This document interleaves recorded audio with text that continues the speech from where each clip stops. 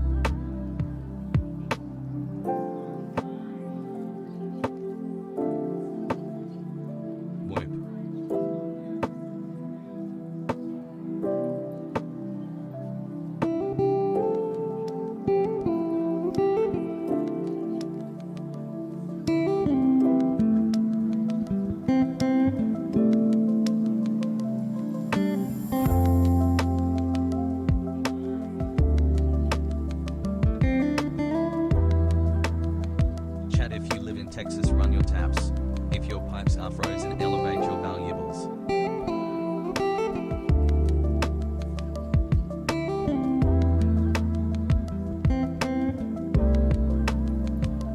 Hasan.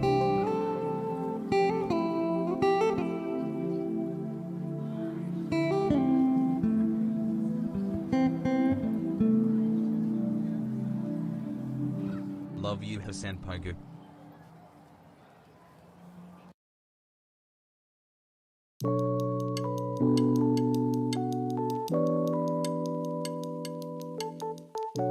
The ad's gone. not too annoying, I shilled.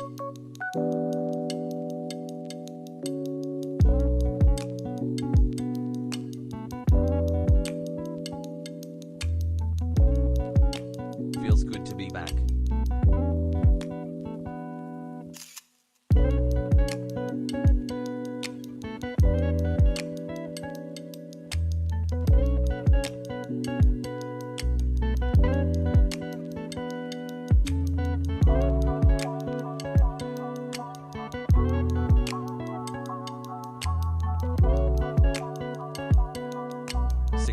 Already, let's go.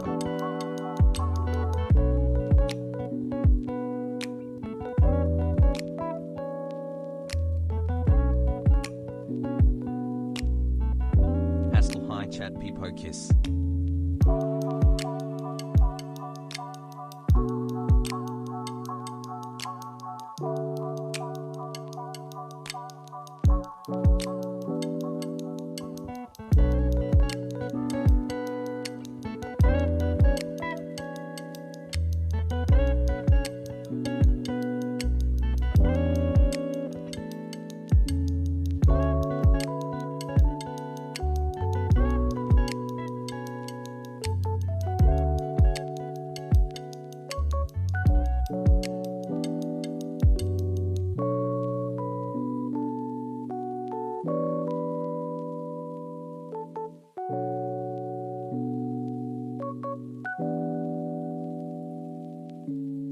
I love you, chat.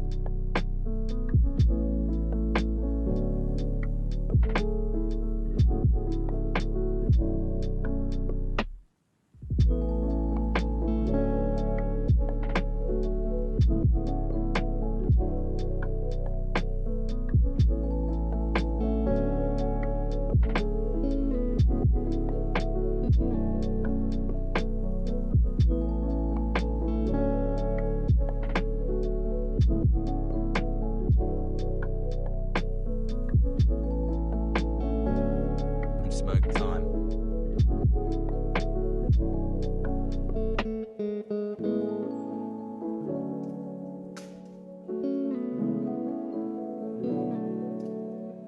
Imagine losing to frozen water, OMEGALUL, but seriously, stay safe out there, folks.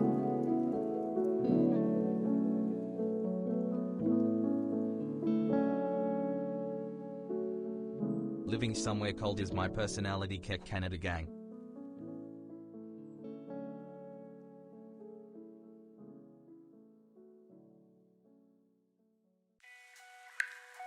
Chat, I love you, just know you are awesome and all of you are worth it. Wide peepo happy.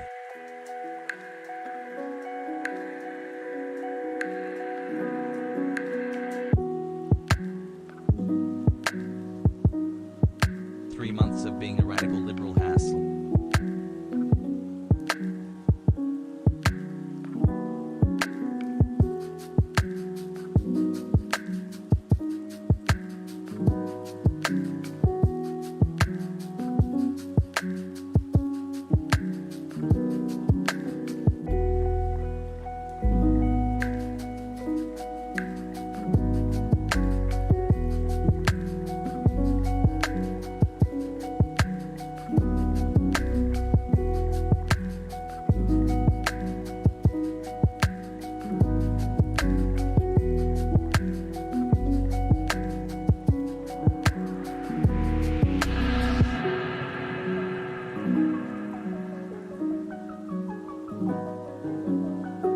smiling face with hearts. Heart.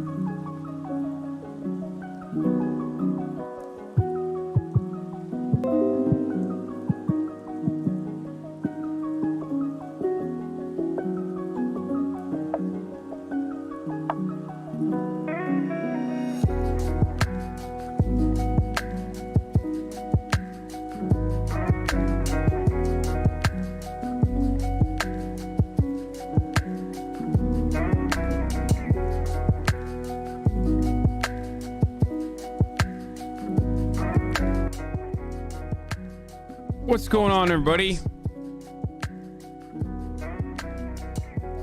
Hope everyone's having a fantastic evening, afternoon, pre-noon, no matter where you are in the world. I'm Hasan Piker, and this is the HasanAbi broadcast coming to you live from sunny California, Los Angeles. And folks, we are live. I want to welcome all the boys, girls, and MBs to another fantastic stream. And I hope you are having a fantastic day. Now, of course, you might be having a fantastic day if you're not living in the great state of Texas, which has decided to secede from the rest of the union, whether it be their power grid or whether it be just, dealing with snow and whatnot. Shout out to Pepe all my Lati. West Virginia Shouts viewers out to all the and shout out Texan to the frogs Ludwig out there. wastewater treatment I plant. hope that Love I you, can chat. warm you with Boys. some commentary and some Grand Theft Auto roleplay if you're watching me on your Nintendo Switches or on your phones Hassle. with any form of power that you have. I hope you're charging up those bad boys every time the power comes back on. Okay, so you're dunking on Texas right out of the gate. I'm okay with this. I'm not dunking on the Texans in general. I am dunking on Texas authorities and the mentality that some in positions of power in the state of Texas have that absolutely fucking ruin the rest of the country. The people that live in the glorious state of Texas. There are incredible Texans out there. I mean, half of my peers live in Texas. 8 months foggers. All my I love exes you, live in chat, and Texas. Azan That's why I hassle. swing my hat down 90 days Tennessee. when Fogo. Anyway, we're not going to talk about that yet. I've been holding in so many fucking jokes that I have about Texas that I'm just going to I'm gonna hold back from making them yet, because right now this is not the Hassle. time to talk about news, but instead about personal news. Last night I ended stream, as you all know, fairly fucking late because I've been enjoying the absolute shit out of Grand Theft Auto roleplay. And because of that, unfortunately, I don't really have anything else that went on in my life that is fun or different. This morning I was finally paying my tax for the year 2020, to the government man. Sent all my information to the account. So that's what I've been doing this morning. I was gonna go work out because yesterday I worked out and I felt fucking fantastic for the entire day. Oh my god, what is this? Oh my god, what the fuck is this? What is this? What? Okay, stop everything. Stop the music. Stop. What is this fucking emote, dude?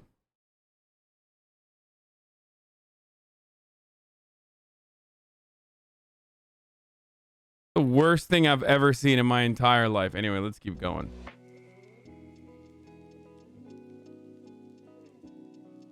Where was I?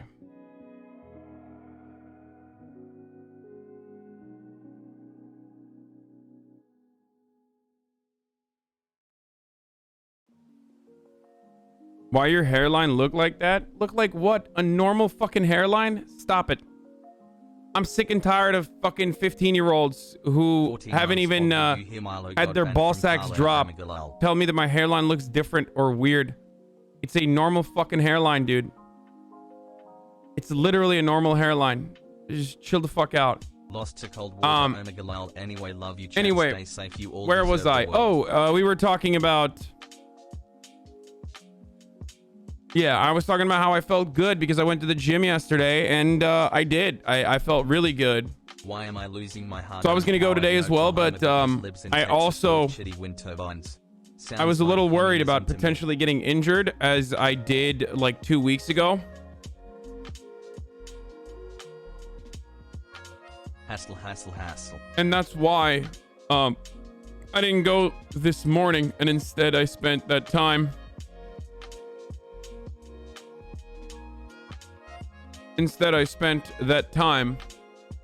working on my taxes and paying the government, man. So I'm a libertarian now, you know. Trying to figure out ways of tax avoidance, you know. I might be moving to Texas. Ha! Just kidding.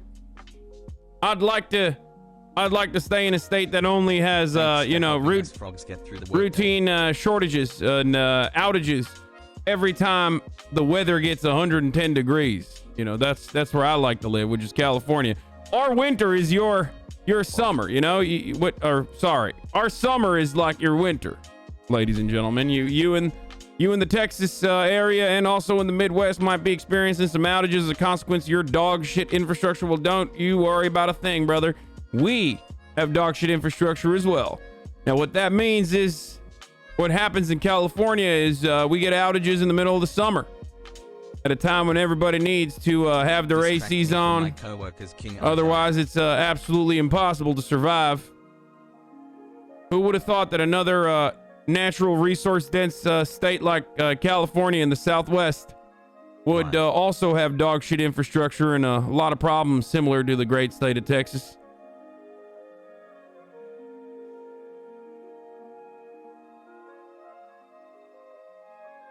Anyway, today, honestly, there isn't a lot of news going on. I'm not gonna lie. I was searching for some news, but like most of the stuff is still from the impeachment stuff that happened last week. And then on top of that, we got, you know, obviously storm watching.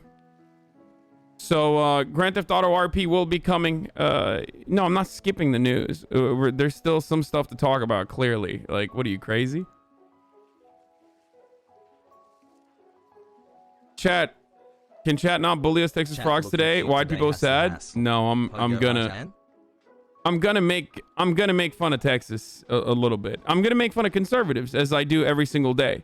Now, a lot of people think that like everyone in Texas is automatically a conservative that wants to secede from the Union because they want to preserve slavery or something. That's not the case.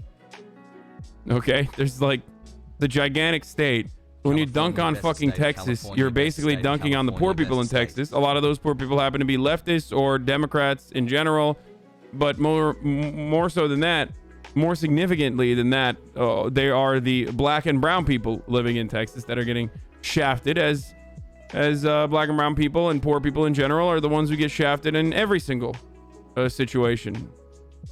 So whenever people say like, oh, fuck Texas, like, aren't you guys all fucking racist, so you deserve it? Like, well, you're being a fucking idiot. First of all, even racist people don't deserve not being able to get healthcare and shit. You know, that's not how universal programs work. And secondly, even from a virtue that you care about, like someone being black or brown and not shitting on them, well, then you're shitting on a lot of people of color. Anyway, everyone in the Midwest is getting rolling blackouts. What is happening in Texas? I'm a little bit out of the loop. So the great state of Texas decided. We'll get to that in a second. Hold on. Let me just let me go through. There isn't really that much more in personal news to talk about, so I'm just gonna fucking you know what? I'm just gonna send it, dude. I'm just gonna freaking send it, dude. All right, it's time. We're gonna tweet out that daycare is now open. At a low hot temperature. Daycare is open. We are live. Cutie. And talking about the great state of Texas and how the Chinese communists have taken over their power grid by implementing renewable energy. Get in now, boys. www.twitch.tv/ Oh shit, here we go again. HasanAbi. Now I've already tweeted about this morning. And when you think about how stupid Republicans can get, when you think about how stupid Republicans and conservatives in general are, right? When you try to understand, like when you stare into the darkness and the darkness stares back at you, and you think like, how fucking concave are these motherfuckers' domes? Like, what's going on? Republicans find a way to show exactly how stupid they actually are. And this morning, I was on Twitter. Okay, guys. And of course, while I was on Twitter, I was trolling through the timeline looking for funny shit that's going on. And I found out that Tucker Carlson last night decided to talk about the situation in Texas. For those of you who don't know, there is like an ice storm, snowstorm happening in Texas, and their infrastructure is not capable of dealing with the problems there. So there has been widespread outages of electricity, heat, all sorts of things in the great state. And the reason for that is because, as I mentioned already, they are just not used to the extreme weather conditions that have never happened before. Clean Boys for Life has, and of course, this extreme weather condition that never happened before, why does it happen? I don't know. Probably not climate change, probably a Chi-Com conspiracy, so don't worry about that. A lot of people don't have heat. A lot of people don't have electricity. All the problems that you see in any sort of natural disaster, any sort of crisis like this, Texas is experiencing currently. Poor people are getting shafted. Black and brown people are getting shafted. We're going to talk about liberals and their response to Texas and people being like, well, this is what happens when you don't blue sweaty, when you don't vote blue sweaty and all that sort of stuff in a little bit. But the reason why I said, conservatives, how dumb can they get? And how this is an endless cycle of idiocy. And it's remarkable, honestly, like how stupid they can be, is because they have decided to toe the oil lobby, the fossil fuel industry's line, that actually what's happening currently is the fault of renewable energy. Apparently, it's wind turbines. That's the reason why Texas is experiencing outages. And people have unironically made this argument. And I just wanted to address that really quickly before we move on to anything, because that's just straight up fossil fuel industry propaganda in Texas right now. That's the stream. Like, people saying like, oh, well, we're experiencing outages because, we're working too much on wind turbines, which is turning my which turned my son gay. And also is the reason why my wife is having sex with the pool boy. It's Antifa wind turbines. They stopped working because, they froze. And what I find really incredible about that is like, Azan. Like people unironically believe this because Tucker Carlson talked about it and shit. Famously, wind turbines are the sole power source in Texas. First of all, no, there are wind turbines actually generate a lot of electricity for the state of Texas. The state of Texas, despite being known for its oil production and whatnot, still has a fuckload of wind turbines in comparison to most other states. The problem is, it's not the fault of the fucking wind turbines. It's the fault of the people who did not set up the wind turbines, specifically with antifreeze or with drones that can come in and fucking pump antifreeze onto the wind turbines, or with a separate generator that emits heat off of the wind turbines itself. And you don't need to know all of this stuff. To see you're not wearing a beanie today. You don't need to know all of this stuff. All you need to think with your fucking, single digit IQ conservative brain is like, well, are there wind turbines in places that do actually experience a lot of freezing? And the answer is yes, of course. Okay? And conservatives can't even do that. They can't even piece the two context clues like, wind turbines only exist in Texas and Arizona and other warm areas, warm climate. They don't exist anywhere, north of the Mason-Dixon. So, of course, Texas is colder than Alaska. There are millions of conservatives out there that watched Tucker Carlson last night and did not fucking ask themselves, like, are there wind turbines in areas where there is freezing temperature. And you don't even need to go, you don't even need to fucking go further. Like, you know, go beyond Oklahoma and you just go to the fucking Midwest. I did my own research. Iowa is not a real state. I've come to the conclusion that, you know, wind turbines in Canada, not a real state, not a real, yeah. What is Canada, a state? I've never heard of it.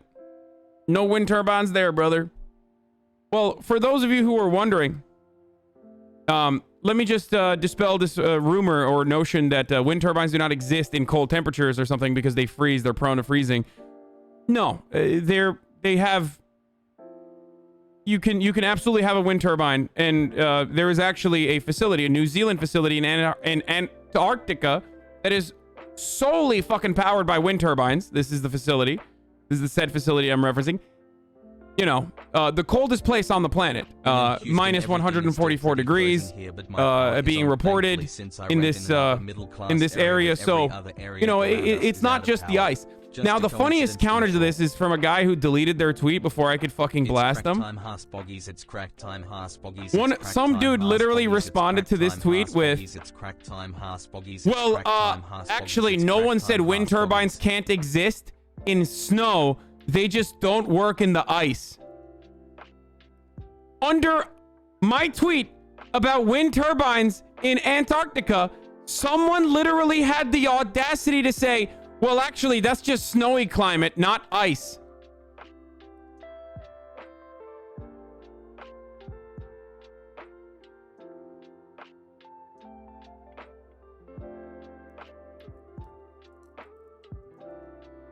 I did my own. No, he literally, he hit me with a, if you actually did your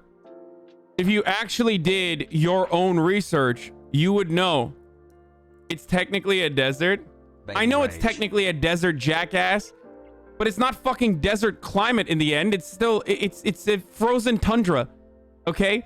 The point that we're talking about is below freezing temperature, can you fucking have sustainable renewable energy in the form of wind turbines? Okay?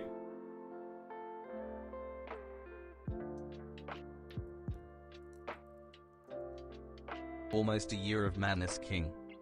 I did my own research.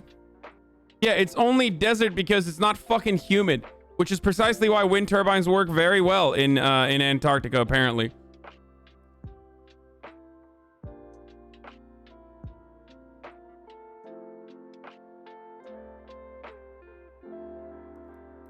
Also, my argument was basically that the argument I'm trying to establish here is that it's not fucking freezing temperature that is the problem. It's the exact same issues that you might have with your energy production in other areas, like in the fossil fuel industry, that is actually the problem. Because as we all already fucking know, wind turbines exist in the fucking Alps. They exist in some of the coldest areas, some of the most frozen fucking areas on the planet. They exist in areas where there is water and more humidity. Why doesn't Texas freeze? It doesn't have to be a desert climate, or it doesn't have to be a desert technically with a frozen tundra. Like, the Antarctica argument does not matter. I'm just trying to show you that, like, no, it fucking works. Like, it literally works in areas where it is a sub-zero temperature year-round. The problem is, the ones in Texas, just like all other parts of Texas infrastructure, was simply not ready for this kind of climate. That's it.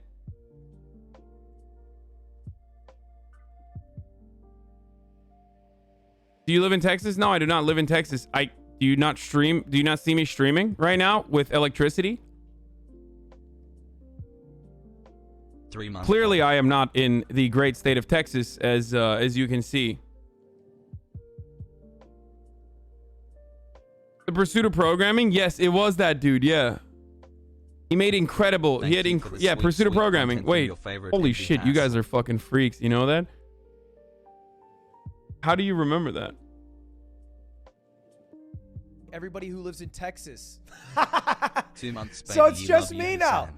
Hasan. XQC, Poke, and Miz all ate shit. They all ate the fucking...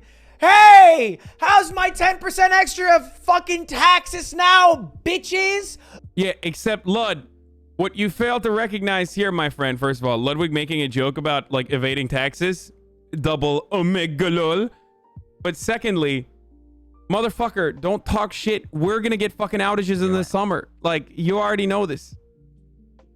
Like, we should not be gloating right now. That's all I'm saying. You gotta be real careful, okay? Because speaking of fucking infrastructure, like California infrastructure falls apart when it rains, okay? At least Texas knows how to fucking handle rain. You know? Like, we don't know how to handle rain. Our shit falls apart in the rain, and our shit falls apart when it gets too fucking hot. 2 months, but I've been watching for years. Ooh, LA's so expensive. Texas, great internet. Also, we have Spectrum, dog. Again, it's so dog shit living in Los Angeles. Seriously. I still love it, but it's so fucking dog shit. So cheap to live. Ooh, no state taxes. Eat shit, pussies. Who's the last king remaining on the hill? That's right. It's your boy Ludwig. Back at it again with the fucking internets. Crime over here today. Steve Ain love, Steve Ain everybody love, who lives. Steve Ain love.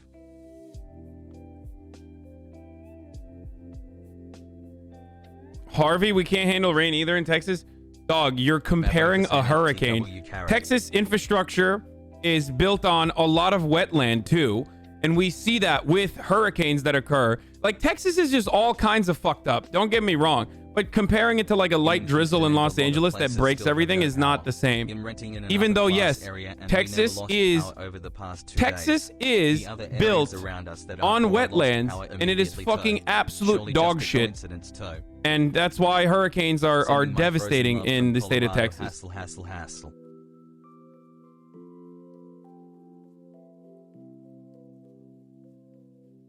I guess the point is, outside of like Japan, most countries just simply do not know how to handle.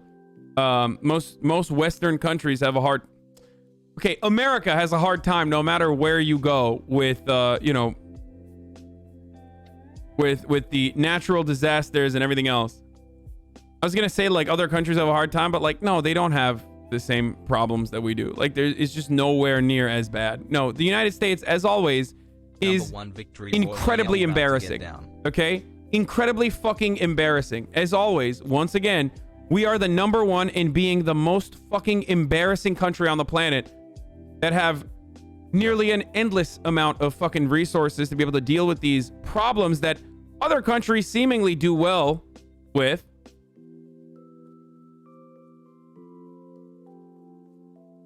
I love this community. Thanks for being awesome. This version of people sick of... This is the version of people sick of the pompous takes of the conservative shit on Democratic states every chance they get on, people making fun of them, having some fun reaping.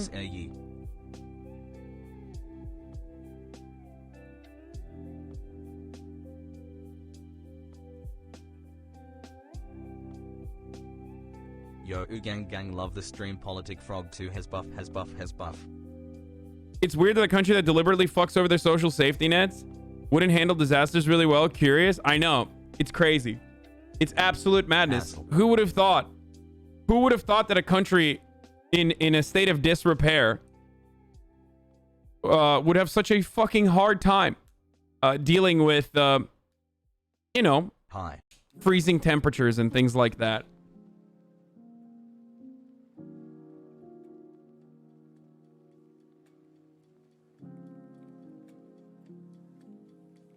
Pog.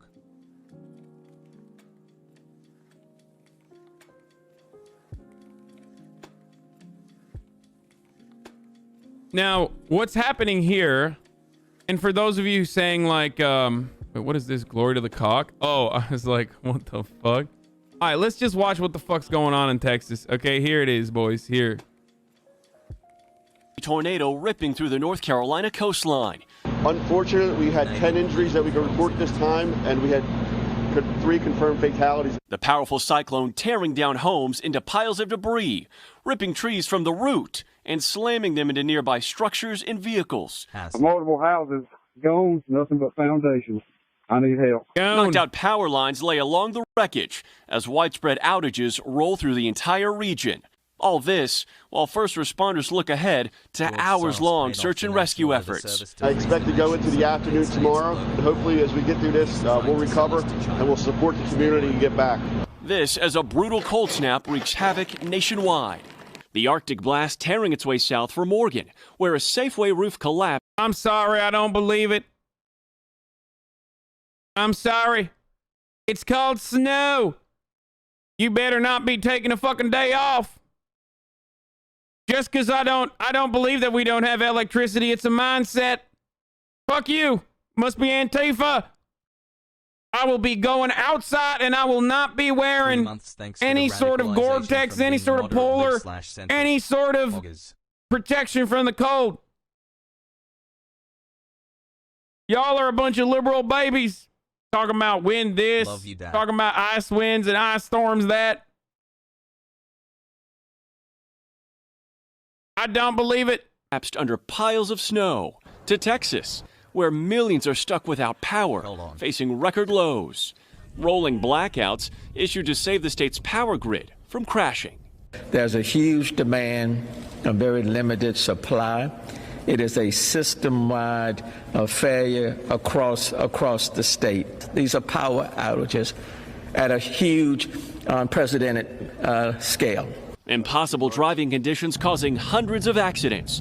The governor deploying the National Guard and more than 3,000 state troopers. Flights grounded in Dallas and Austin. Cruz rushing to remove snow and ice. We're just not prepared for it. My man said, why is this sign language guy not wearing a mask? Bro, do you not understand how sign language works? Like, do you want him to not do his job? Like, they literally have to mouth words, bro. How do you think this works?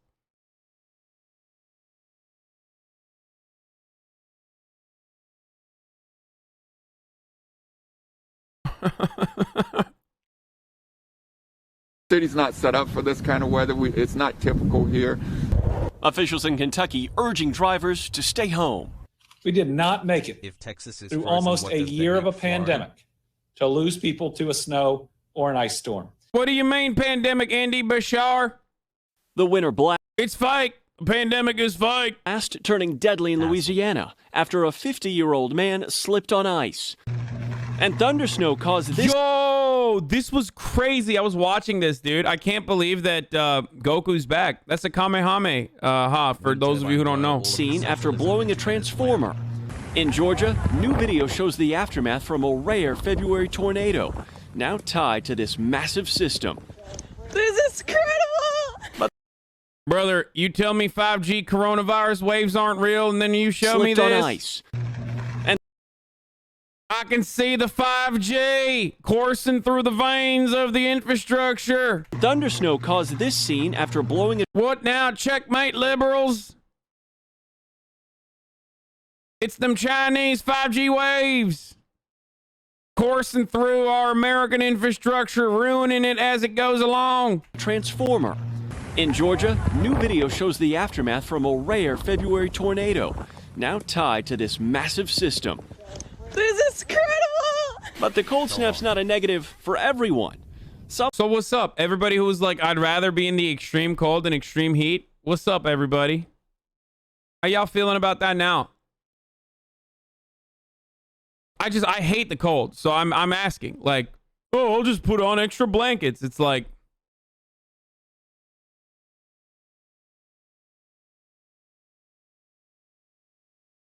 your hair is very Italian today. I'd be fine if my power wasn't out. Some folks are still out and about, trying to make the most of this wintry weather. Never get to experience this. I mean, I've never seen this much snow in my lifetime, so I want to try to soak it up as much as I can. And this morning in Dallas, we are sitting at a single 1 degree. It could get even colder before the sun comes up, and this weather system is not over just yet. More snow is anticipated tonight, with millions of people crossing their fingers and hoping that power comes back on. Yeah, Back to you. Morgan, thank you so much. I mean, you can't imagine people in their homes right now without power, freezing temperatures outside. Yeah, and then some of them told boil water, but you can't. Right. So it's really a dark times, literally, for our folks down south. Mr. Roker's working from home. He's got his eye on everything, though. What do you got, Al?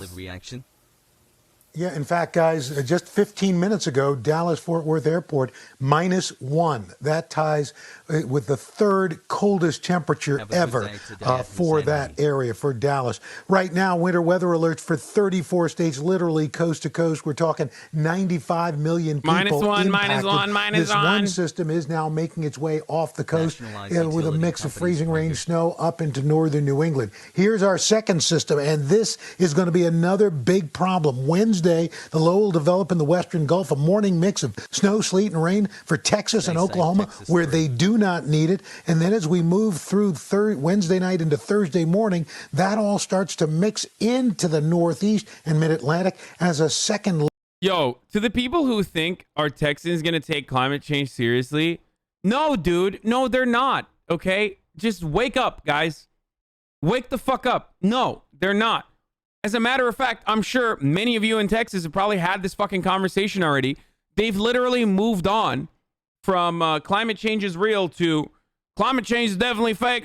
Global warming, more like it's cooling right now. I mean, I wish I could get some global warming, that sort of thing. And then on top of that, they're like dunking on the Green New fucking Deal for some reason. Like, they're literally... They've moved on from like, oh, I wonder why this is happening. Like, I wonder why extreme weather conditions are so commonplace now to a degree that it knocks out our devastatingly shitty infrastructure. No, they have moved on from that. They've moved on from like reflection. They've moved on from trying to, manage the situation to straight up, oh, it must be AOC's fault, brother. It's the Green New Deal. It's the wind turbines. They're turning us gay. Houston here had power down for 20 hours in 20-degree weather. I'm gonna barbecue Ted Cruz in Minecraft. When you think conservatives can't handle the situation in a really stupid way, Texas power grid was built to remember they will fucking outdo your expectations. This is how bad it is in Texas. Friends, a 96-year-old grandmother lost power at 8 p.m. last night. My mom doesn't have hot water, but does have hot water? What? Have a few friends who haven't had power for 36 hours. My mom's husband's father, who's in his 90s, lost power last night around 8 p.m. and slept in front of his fireplace in his living room. Friends saw rates for a megawatt of power reaching $8,700 when normally it's $40 for purchases for March. Yeah, I feel like there's gonna be a lot of like Texas is turning into fucking Mad Max land with their monkers. Texas is turning into fucking Mad Max land with their power. There's gonna be some fucking straight price gouging. Azan, please check my yesterday donos.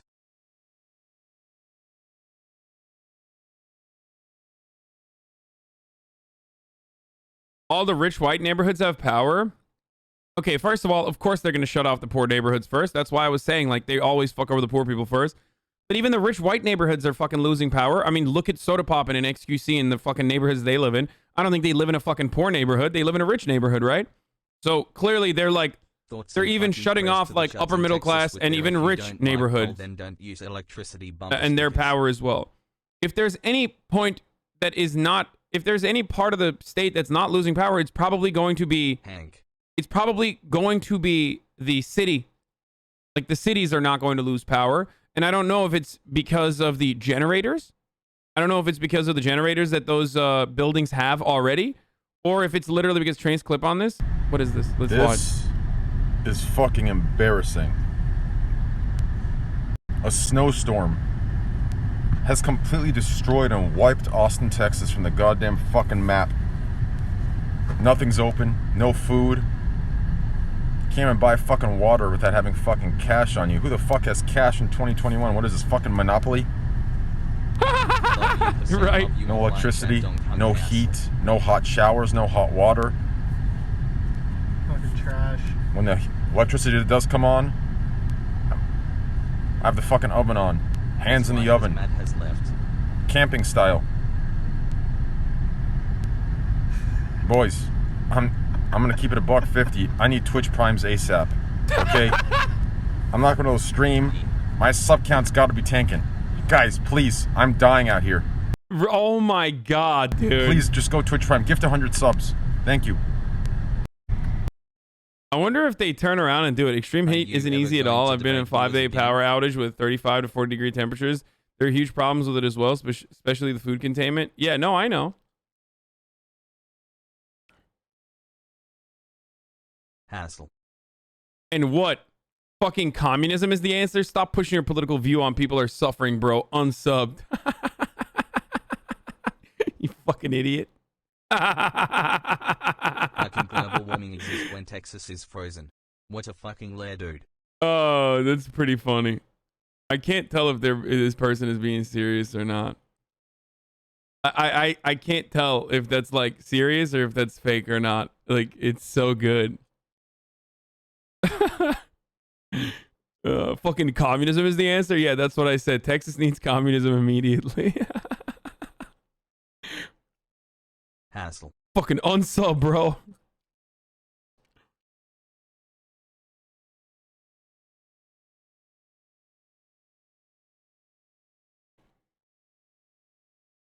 Love you. A helicopter running on fossil fuels spraying a chemical made from fossil fuels into a wind turbine made with fossil fuels during an ice storm is awesome. Wait, what? Is this even fucking real? What's wrong with these fucking idiots? Texas Public Affairs at GFox Consulting Energy Pipelines? Has pog. It's from 2017. You know you have drones now, right?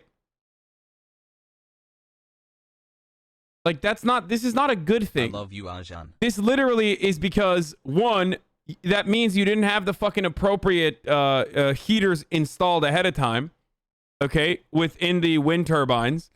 And two, there are way better methods of cleaning. You can use solar power fucking drones if you want to, in other places around the fucking planet. It's a photo from 2014. 3 months today, a year tomorrow. Why is this a flex, dude? I'm so confused. Like, why do people fucking flex like how is this a flex, dude? Here. We had 34, but if you'll need a blanket, just let me know. They're being sarcastic. They're not being sarcastic. He's trying to say like, look at how important fossil fuels is. We're owning the fucking libs.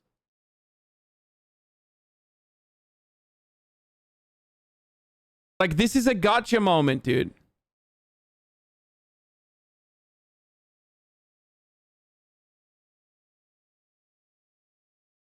This person is not memeing. This person is literally working for a fucking energy company and is like doing this as a fucking gotcha.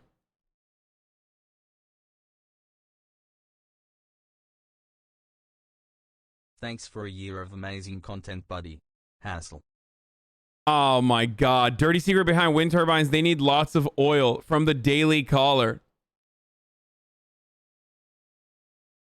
Yo guys, Minnesota. Viral image claiming to show helicopter de-icing Texas wind turbines from winter 2014 in Sweden. In the midst of a world record cold snap where Texas grid has failed to meet demand, misinformation is running rampant, of course. Let's start with the viral image. Hassle. The image is from Alpine Helicopters, a Swedish company that does everything from giving people a lift to heli skiing. Working on power lines in 2014, the group began working on de-icing wind turbines, according to a white paper authored by the company's CEO. And they sprayed turbines with hot water scooped up from a boiler truck on the ground in temperatures as low as minus 4 degrees Fahrenheit. The goal was to be cost effective and relatively quick, though the report doesn't include the image. The company's slide deck, as well as the article about the process does. The company also released a video of the process at dusk. And we call this a typical winter. Oh, I love shit like this, dude. You know I love infrastructure shit. Oh, fuck yeah. Thanks for what you do.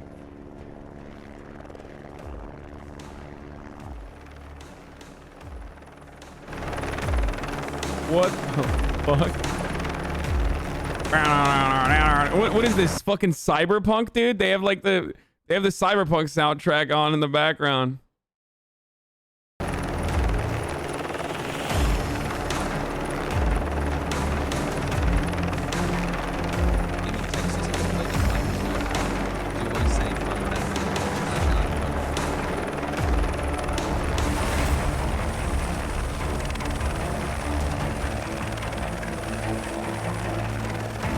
Wake the fuck up, windmill. Arasaka is not sleeping. We got a city to burn.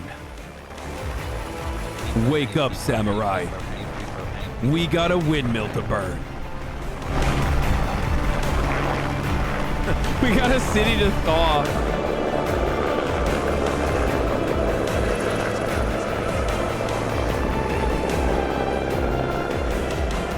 Anyway. Again, one-off like cleaning a wind turbine by using, unfortunately, a fossil fuel powered helicopter is still significantly better than consistently burning fossil fuels. Like, the goal is to move away from that, but these fucking idiots literally refuse because they're cavemen. They have cavemen brains, dude. I don't know how else to describe it. It's like, no, me like fire. Me like fire and rock. Me no like new energy. Me monkey together strong. Me smash rock make fire. Fire good. Me like oil. It's no different. Think about it. Weather? Like climate change. You mean different weather? You mean seasons? Sick of seeing libs on Twitter saying LOL racist state they deserve it when most of the people God do season. God punish us. People. God punish us for doing gay sex. Water in 3 days, Sag.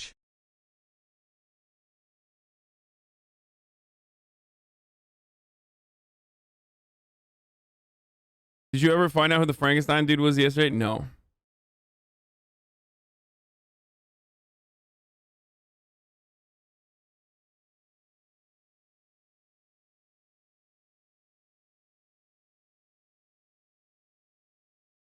Yeah. Well, you laugh, but folks, remember, Governor Mary Fallin at the time had a national oil field prayer day in the state of Oklahoma. So if you want to understand how fucking psychotic these fossil fuel sickos are, that's a real thing. Look it up. Mary Fallin, well, she was the governor of Oklahoma, the great state of Oklahoma.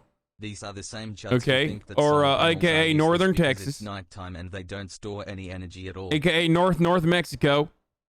Had a national oil field prayer day. But it was woke. It was woke. It was woke. Why was it woke? She also added an addendum to include Muslims too in the prayer. Yeah. Non-denominational prayer day, baby. Modern wind turbine engines in colder regions have de-icing technology. Everything I just said is real. And don't need helicopter. This is a real thing. I think her son also literally used to live in a trailer on the governor's mansion, by the way. But that's besides the point. I just know random shit about Oklahoma because I think it's the funniest state in the country. Her daughter? Yeah. Oh, it was her daughter? Never mind. Yeah. Sorry. It is literally the funniest fucking state. The governor's daughter literally fucking lived outside of a trailer in the governor's mansion lot. Like yard. No, it's not in Florida. This was in Oklahoma. Why is it funny? Are you asking me why it's funny to do a national oil field prayer day? Is that really a question you have? Like, it's like explaining a fucking SNL bit at that point. Like, you're explaining a joke. Just laugh at it and move on.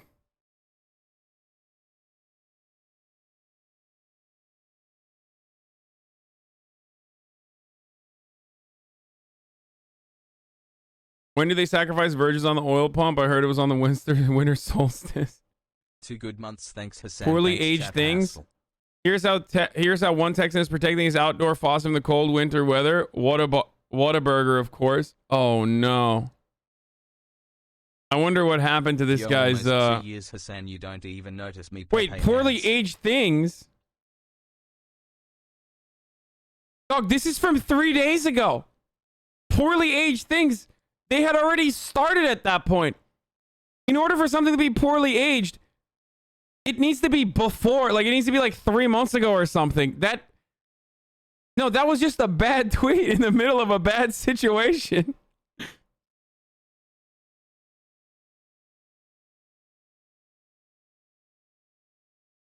Texas governor calls for investigation in the grid operator over power outages amid winter storm. This is unacceptable. So much for wind power. Dude, everyone literally is like saying it's wind power. Everyone unironically is saying this is wind power. And I think Tucker Carlson has something to do with it. Wait, what was this bait? I'm not. It's a joke, loser. Oh, okay. He was joking. Texas Public Utility Commission issued an emergency order last night that allows energy producers to gouge customers, so their dump ship market approaches to allow the producers to charge exorbitant rates to increase demand, as opposed to forcing them to produce. Good. That's how you're supposed to do it, brother. It's called the free market. Look it up, bitch. It's weird. There's outages depending on where you are. Like 15 minutes from me, there's outages, but in my area, there hasn't been.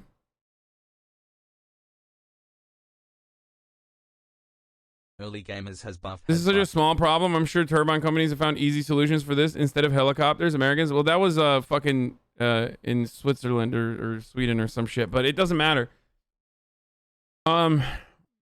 If Texas ran off nuclear power, they'd be okay right now. Posadas in. I mean, that is true. Nuclear power did not get affected from the extreme weather changes. That is a fact. Oh, here it is. Tomorrow, please remember to take elevator instead of stairs and idle your car instead of parking. Hashtag.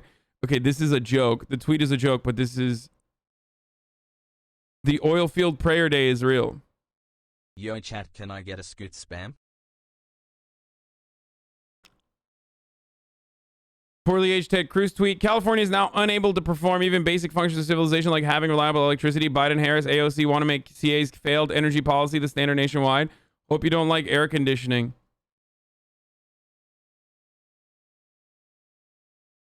I mean, he's right. It both sucks, which is why I take the approach of like, don't make fun of Texas because they're going to fucking make fun of us when this shit happens.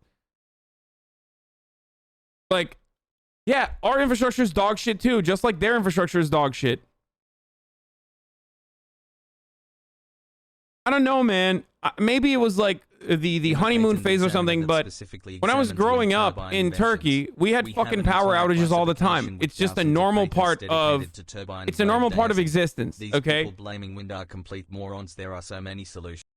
I'm a patent examiner that specifically examines wind turbine inventions. We have an entire classification with thousands of patents dedicated to turbine blade de-icing. These people blaming wind are complete morons. There are so many solutions. Yeah, exactly. I think there's like carbon heating. Like you can put heated pads onto it. So you take a little bit of the energy that you generate from the wind turbine back into a generator that literally fucking instantly heats when you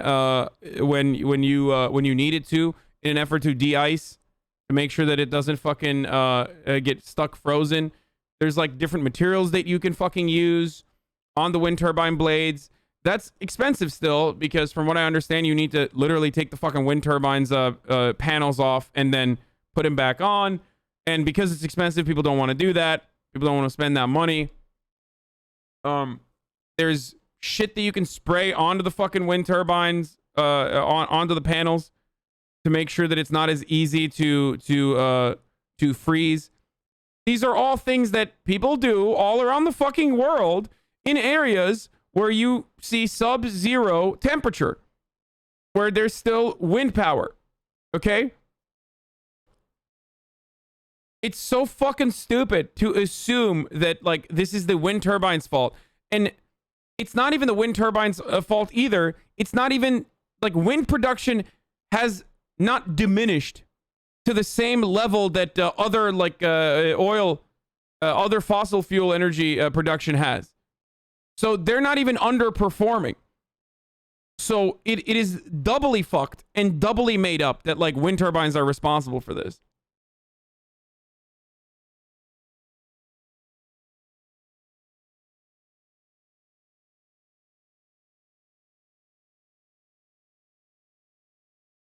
It is with LED traffic lights in the Midwest. Since LEDs don't generate enough heat to melt snow, ice, they wanted to not upgrade LED lights, even though it's cheaper and you can clear ice on in other ways.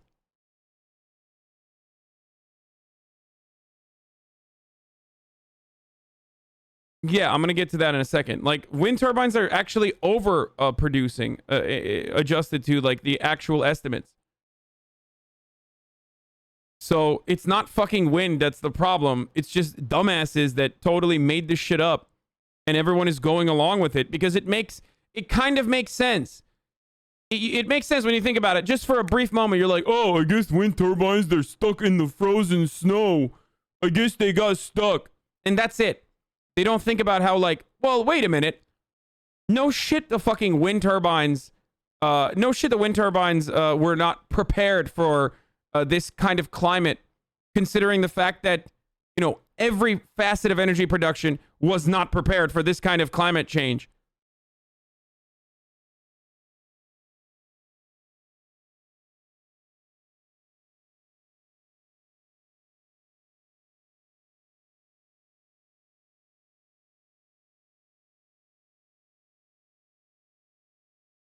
It's nearly as dumb. That mentality is nearly as fucking dumb as thinking like, you know, wind turbines are the reason why we got climate change. It's like having a massive fan. Have you thought about that? Hey, the great people of Texas, y'all never think about massive fans in the middle of Texas. If I turn a fan on in my apartment, it gets cold. What do you think happens when you put wind turbines in the middle of Texas? Everyone's talking about ice and wind. And I'm sitting here looking at wind turbines and they're god dang responsible. It's the same fucking energy. I mean, it's the same idiotic take. Okay?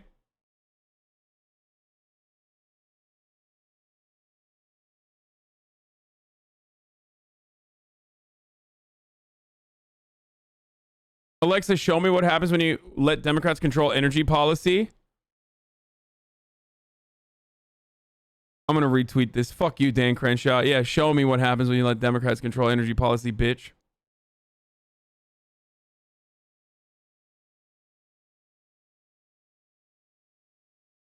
This is a bladeless wind farm you can power your home with?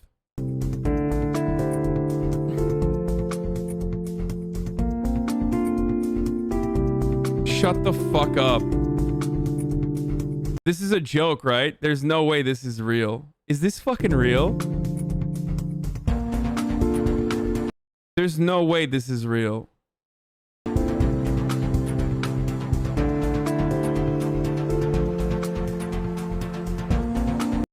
That shit's fake as fuck. It generates practically no power.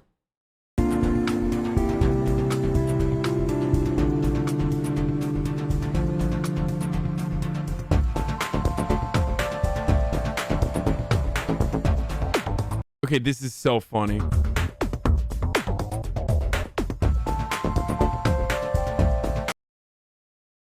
It's literally, it's a Hitachi magic wand that they planted into the fucking ground. It's crazy.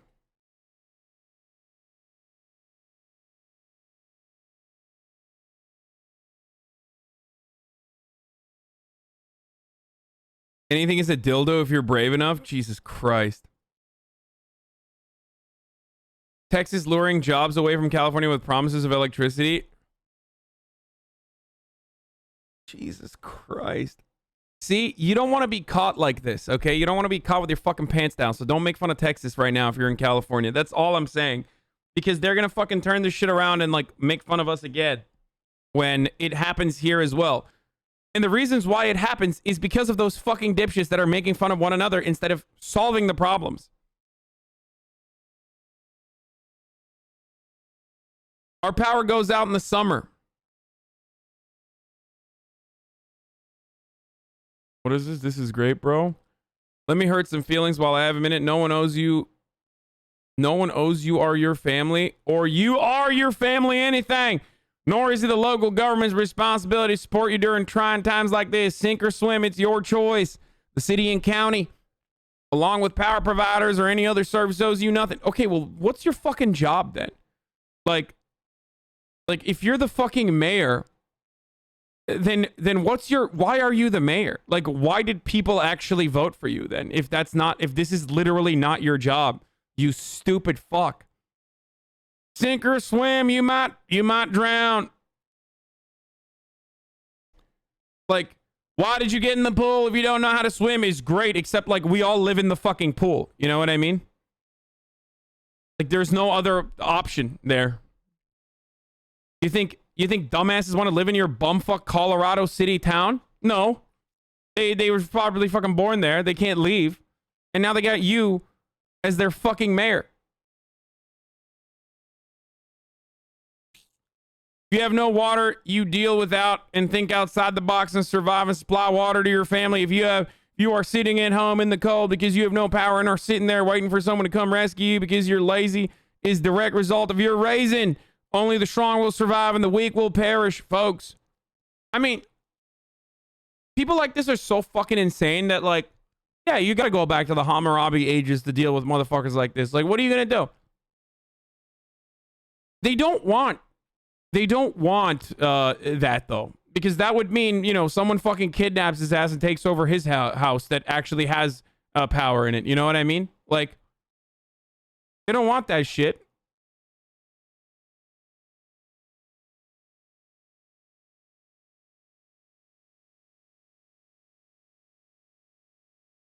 I'm in Dallas right now. Let me just think outside the box and privately contract myself some power. Yeah. I don't understand it. Have you never watched them cartoons? You know, fucking rub two sticks against one another until it turns into fire. Light a fire in your living room. I don't get it. Have you never played the famous video game Zelda Breath of the Wild on your Nintendo? All you need to do is get flint and some wood that you chopped and hit it with a sword. Pull yourself up by your bootstraps on your Nintendo. Like the video game Zelda. Gosh darn liberals don't know how to make fire.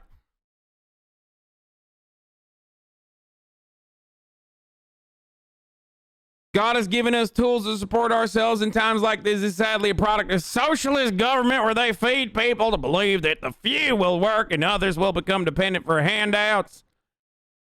Am I sorry that you've been dealing with without electricity and water? Yes, but I'll be damned if I'm going to provide for anyone that is capable of doing it themselves. We have lost sight of those in need and those that take advantage of the system and mesh them into one group. Bottom line, quit crying and looking out for a handout. I hate to do the fucking, you know, we live in a society Joker take, but like, this is literally the reason why we live in a society. Why group with other human beings and overcome natural disasters if this is the mentality that you have? And this is not the mentality that you have. You know what I mean? You, unironically, take advantage of collectivism every fucking day. Oh, you drive on the roads? There you go. Thank society, okay? You didn't build your fucking house brick by brick. You didn't build the bricks yourself. You're not doing like the primitive technology shit. You take advantage of a power grid. It's so dumb. It's so fucking idiotic. These people have like lost their minds on this American exceptionalism and American individualism that they literally think that they are the ones who have to go out and look for fucking power. Go live in a fucking cave, you animal. If this is your take, you don't deserve to be mayor. You deserve to live in a fucking cave. Okay?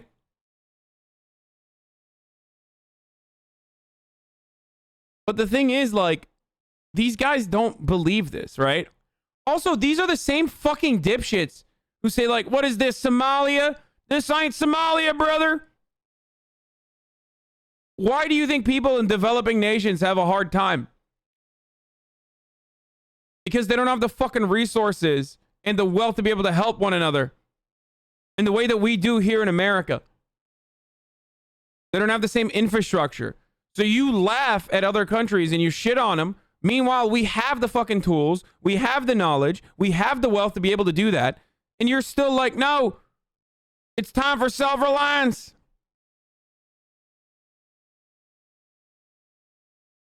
Anyway, as I was saying, I grew up in Turkey. There were a lot of power outages all the fucking time. Okay?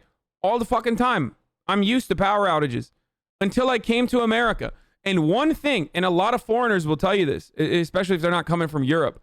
One thing that everyone who comes from a fucking foreign country will tell you is how American infrastructure is actually so much better than, you know, their developing nations in comparison to their developing nations of where they're from. How American infrastructure is a wonder, okay? Because it's so fucking gigantic.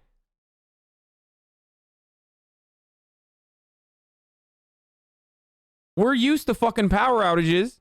If you grew up in Turkey, you're used to power outages. If you grew up in, like, I don't know, some Latin American country, you're probably used to power outages, okay? I'm not used to fucking power outages in America. That's not why, you know, you're here because there's no power outages. This entire thing works for, and this is a very selfish point of view, but like, this entire thing runs just so you can go to Applebee's and eat $5 jalapeno poppers, okay? When you take a functional part of that away, people are going to get pissed off. Like, why else are we fucking invading every country on the planet? Okay? Why else are we causing so much death and devastation and destruction and destabilization all around the fucking planet? If you can't offer the basic amenities to your citizens unconditionally, then the entire gamble falls apart. That's why people fucking lost their minds during COVID. Because they couldn't have their jalapeno poppers. They couldn't get their fucking haircuts. They couldn't go and buy their, like, cheap commodities. All of a sudden, the endless monotony that you experience, the endless cruelty that you experience is laid bare in front of your eyes, where you're like, wait a minute, what the fuck? I live in the wealthiest country on earth. We got the most fucking billionaires, not per capita, but we got the wealthiest fucking billionaires here. We got the best industries or whatever. And you mean to tell me that our fucking power grid gets knocked out because of ice? Well, what the fuck are we doing here then? What are we doing here then?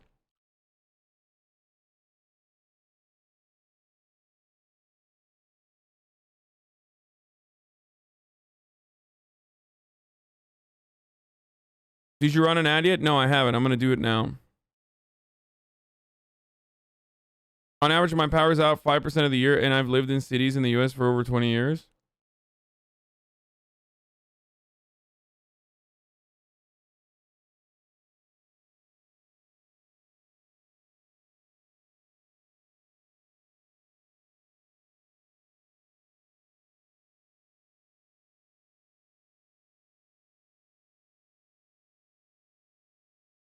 Anyway. This stuff is so stupid. It's top of the hour, though. Top of the fucking hour every hour. It's time for a 60-second ad break, folks. You already know what the fucking deal is. You already know. Ladies and gentlemen, I'm running a 60-second ad. If you don't want to see the ads in an ad-free broadcasting experience, all you need to do is subscribe. You can do it for $5 or for free. You can do it for free with a Twitch Prime subscription by connecting your Amazon Prime account to your Twitch account. Here it is. Your Southern accent is too monotone? No, I'm doing a very specific Southern accent, a Dale Gribble accent. That's why. I'm doing an Arlen, Texas accent. That's why. Off topic, but did you play GTA before RP? Yes. One of the most popular game franchises on the planet. Yes, I've played Grand Theft Auto. Pocket Sand. I live in the suburb of Dallas. My electricity just came back. I hopped on your stream and my family's charging our power banks, laptops, and phones because we know it's going to go out again. Yeah, I'm sorry, guys. I hope that you can get through it. I don't know what to fucking tell you. Like, thoughts and prayers, I guess. Try to make the most of it. Try to have fun. I don't know what the fuck people do in the cold for fun. But do that. Dude, you hear about MAGA Habsburg Jaw Man trying to free a MAGA city? What?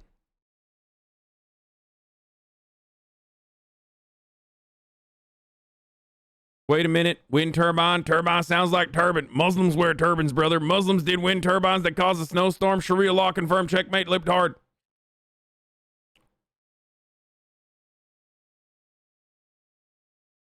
Here in Uruguay, we produce almost 100% of our energy from non-sustainable sources, and I've had no outages in more than a year. Yeah, shut up, bitch. I know. You guys have You guys have like an insane fucking water power system, don't you?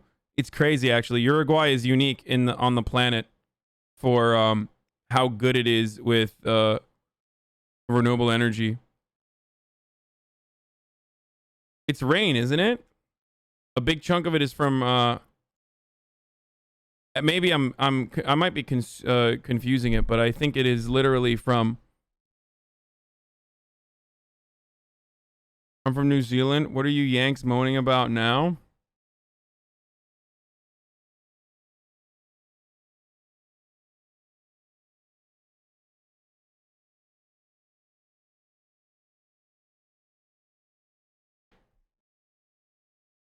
My power goes out whenever there are high winds in CA, even though my power lines are underground. Love it. Tucker called you a shitty journalist. Do you want me to fucking ban you ahead of time for this fake clip that you sent me, or do you want me to ban you after I watch it? Yeah, for what it's worth, it was gas that cut power in Texas, not wind or other renewables, freezing gas infrastructure and peak demand. Yes, I know. We are gonna finally get to that in a second, but I'm too busy looking at the fucking morons. Rolling blackouts from ND to Texas have turned into lengthy power outages and freezing conditions. Biden needs to lift his oil and gas ban. Like, what are you going to do when the fucking pipes are frozen? What are you going to do? You can lift any fucking ban you have. There is no, what, I don't even know what fucking ban they're talking about. But what are you going to do?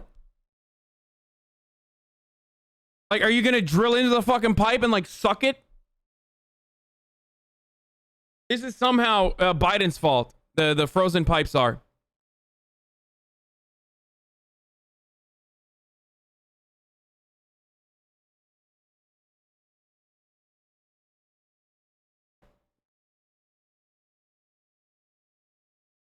Here, I'll show you this before we get to that. From the greatest anime of all time. Look, Mom, ash. There must be a volcano somewhere.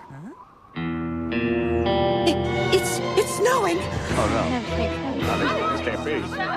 Okay, I have been through this before in Montana. Now, nobody lick any flagpoles. Snow. Texans aren't prepared for this kind of nightmare, sir. We got to work fast. I'll unlock the gas reserves while you rally the troops. All right. The conflict that Hank goes through in this episode when he has to provide, when he has to make choices about providing propane for his family and all of his clients is brilliant. Choke it down, people. This is a propane emergency, no time for chewing. If we don't get heat to the people, you can bet the electric company will. LOL, just kidding. No, they won't.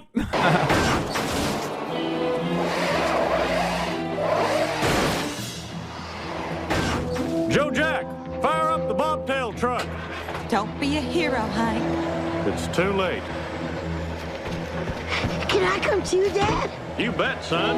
If you can catch a bobtail on the fly, you're welcome at Strickland Propane. Come on. Slow down, Joe Jack. Slow way down. Slower. Just stop the truck. God dang it, Bobby. It's a winter wonderland. Whee! I tell you what, man, it don't go down to Antarctica. You ain't gonna get that dang thing to work with a little big old bottom like he got.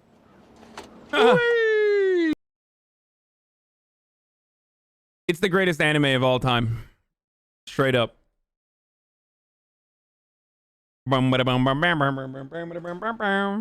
It's so fucking good.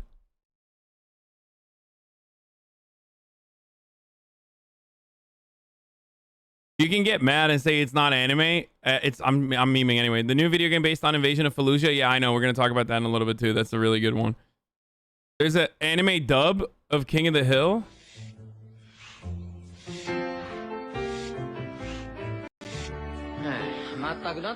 Bobby. お前はどこの国の人間だ? アメリカだよ。そうだろう? ならどうしてそんなヨーロッパのナチ野郎みたいなちまちましたせこいタバコの吸い方をするんだ? どういうことだよ? お前の吸い方がなってないってことを言ってるんだよ。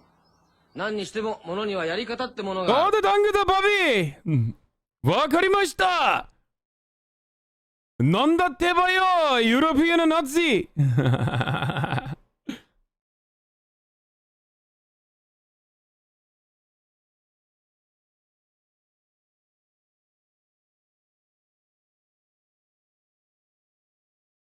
Will you react to the live Nintendo Direct tomorrow? It will probably contain Zelda news, maybe. Watashi was Hank Hill. It's literally a slice of life Texas anime. It 100% is. Yeah, it is.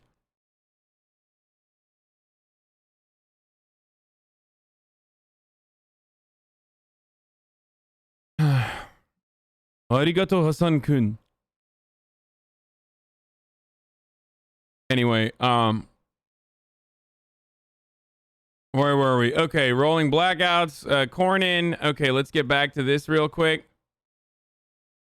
Here. A massive winter storm is threatening more than 150 million Americans in 25 states. Winter weather alerts stretch for more than 2,000 miles from the Mexico border to Maine. Record snowfall in parts of Texas I'll be back in 1 second. Hold on, I gotta grab coffee. Millions and threatened to destroy thousands of doses of coronavirus vaccines. The storm has also shut down vaccination sites in the southern plains states. Omar Villafranca is in Dallas with the latest. Tonight, a record cold snap has turned Texas into a tundra. Flurries fell in southeast Texas, blanketing Galveston's sandy beaches in white. The city manager there warning infrastructure damage caused by the extreme temperatures could rival the cost of a hurricane. Slow down, slow down, slow down. Frozen roads sent an 18-wheeler careening out of control near Austin, and a man nearly lost his life jumping just seconds before a car lost control and crashed into a police cruiser. The extreme low temperatures spun up this so-called snow-nado in East Texas. The ultra-low temperatures will last for several days, meaning that what becomes frozen.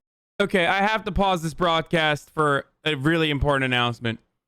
My account manager just texted me.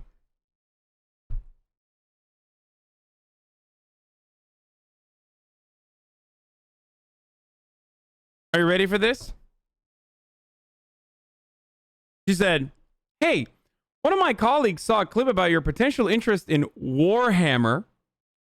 There's probably someone from Games Workshop we could introduce you if you want to learn more about the game. Let me know."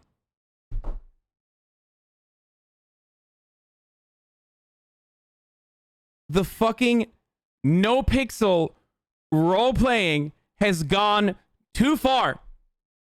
We need to stop this right now. We need to nip this in the bud, okay? I do not know about Warhammer.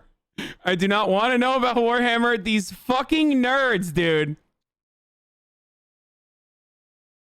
These fucking no pixel Andes. They have ruined me. Oh, that's so funny.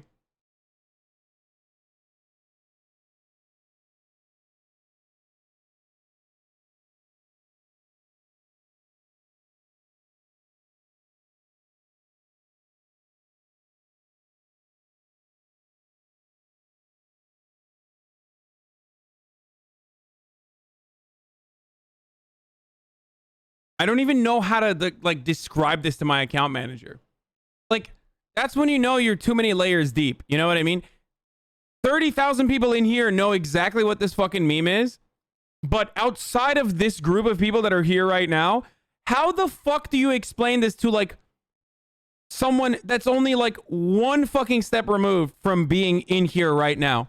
How do I do that? How do you describe this to someone you know that is tangentially aware of what I do for a living?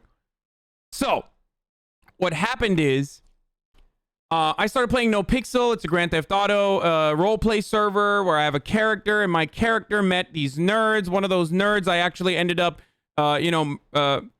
forcing to murder another person that I was trying to remove. And then that those nerds multiplied. They're all LARPers. That's live action roleplay. Those live action roleplay nerds then started saying I'm actually a secret nerd because I started revealing information that I knew about Dungeons and Dragons and live action roleplay. And then it snowballed into this meme that I actually am secretly a fan. My roleplay character is secretly a fan of Warhammer 40k or Warhammer. We haven't decided which one yet. And he's very embarrassed by it. So now I have to LARP, or not LARP, rather. Now I have to roleplay as a guy who is hiding his massive Warhammer fan boner. When in fact, in real life, I don't know anything about Warhammer. Or at least I know a little bit because I played the RTS. But that was a very long time ago, and I don't remember anything about the lore in and of itself. So how do I now do this? Why are people saying I like Warhammer in real life? Now the fucking meme in NoPixel has turned into a real life meme where people are like, you like Warhammer. Shut the fuck up. You're secretly a Warhammer fan.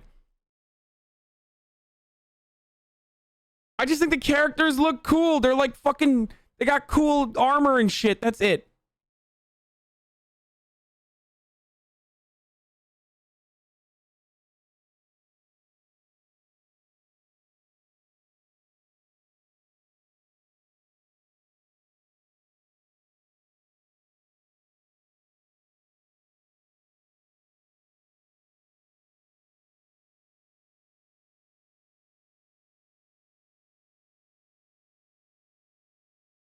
Who are you? Why are you lying to chat? You love Warhammer? Guys, I role play for 12 hours every day on a video game website. I forgot what vagina looks like. Why would I hide this if this was a real thing? Okay? Like what? You think that is the fucking final step? Like, oh, that's too far. Like, Hasan, you're hiding your Warhammer addiction. You're just embarrassed. Like, what do you mean, dude? I lay it all bare in front of you nerds, okay? It's just, this is it. What you see is what you get, okay? I am, whether you like to admit it or not, because you think, oh, use a Chad demeanor or a background, am one of you, okay? I am. Just not for Warhammer.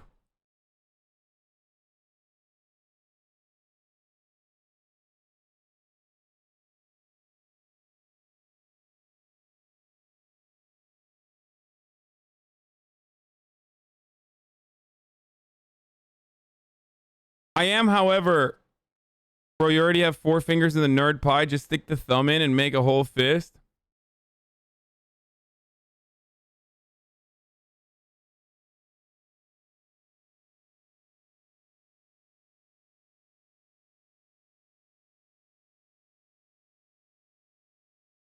RP is Humberto. Is if he's streaming, Humberto is streaming. If you're gonna play Warhammer on stream.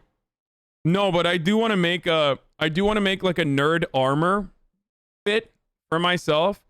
And what I was planning on doing is, don't send me Warhammer figurines to paint. I'm not going to paint them. I have fat fingies. Like, that's never happening.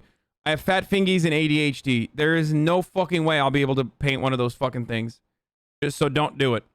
It's not going to happen. It's going to trigger the fuck out of me. I'm going to break them. I know. I'm like thinking about it and getting angry. I'm thinking about trying to paint these intricate detailed figurines right now with my massive fucking hands. And I will probably get so angry that I'll just smash them. So don't do it. It's a waste. Please don't do it. There's so much stigma towards Warhammer. It makes me sad that even someone who's obviously a big fan like HasanAbi has to keep it quiet, even though he's happy to embrace other nerdy interests. Imagine how stigmatized Warhammer is that a Warhammer 40k fan is willing to express an interest in D&D but can't even talk about Warhammer publicly. Sad. God damn it, dude.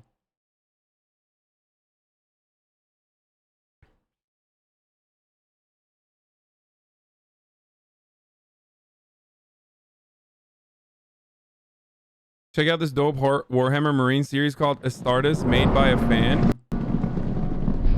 What the fuck is this? Did someone do this themselves?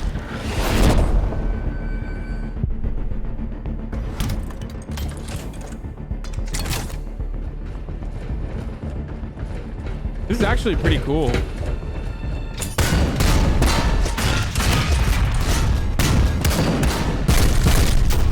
So the Space Marines are those the Chaos Marines? The Chaos Marines are fighting against what? The Space Marines or something? How do you distinguish between Chaos Marines and regular Space Marines? I mean, I guess technically Space Marines used to be, or Space Marines turned into Chaos Marines, right?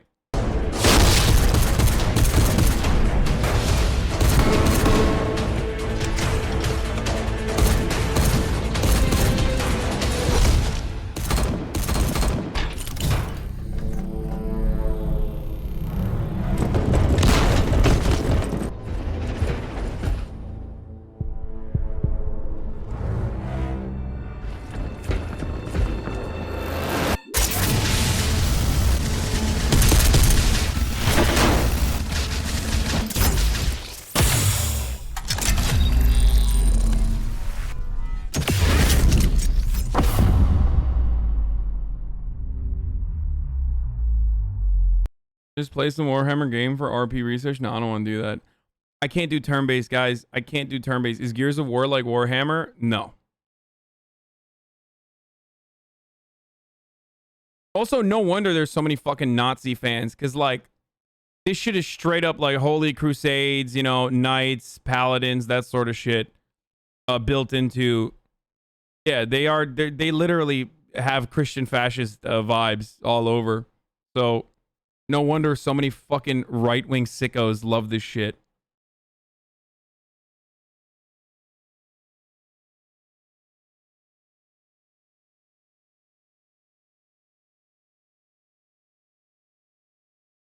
There's a shooter Warhammer game plus Vermintide. Always Nazis or leftist trans girls playing Warhammer. This has 4 parts, by the way. They're all this good and only like 2 minutes apiece. Space Marines are literally a take on the Nazis, but they're not portrayed to be the good guys. Will you watch the Nintendo Direct tomorrow? Breath of the Wild 2 trailer may be coming. Yeah, I'll look at it.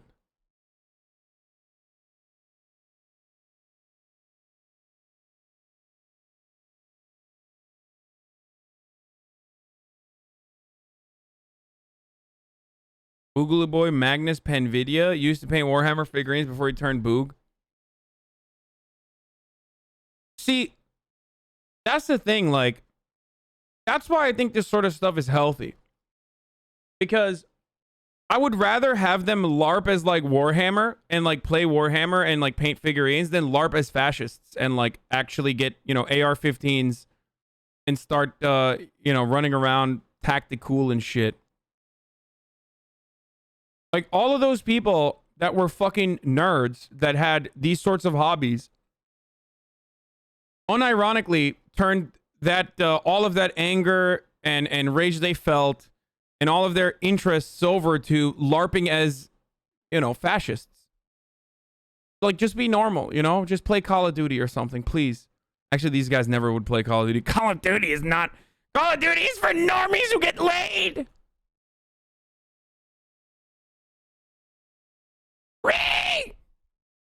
There's no intricate plot line in Call of Duty. There's no empire.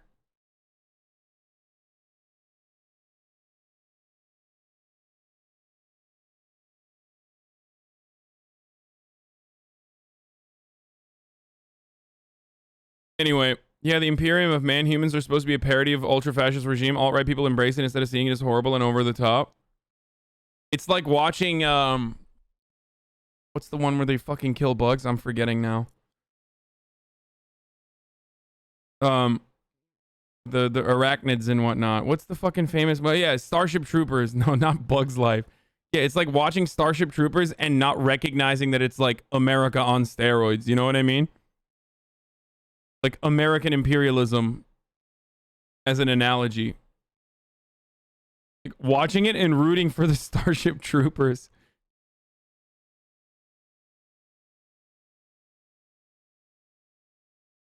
Yeah, I know. Human Imperium literally sacrifices 1K people per day to a corpse sitting on a golden throne. Actually, it's worth it because... Isn't he the literal emperor? Wait, don't they fucking... Oh, no, that's after they turn chaotic, right? Or something? I don't fucking know. All right, we're done.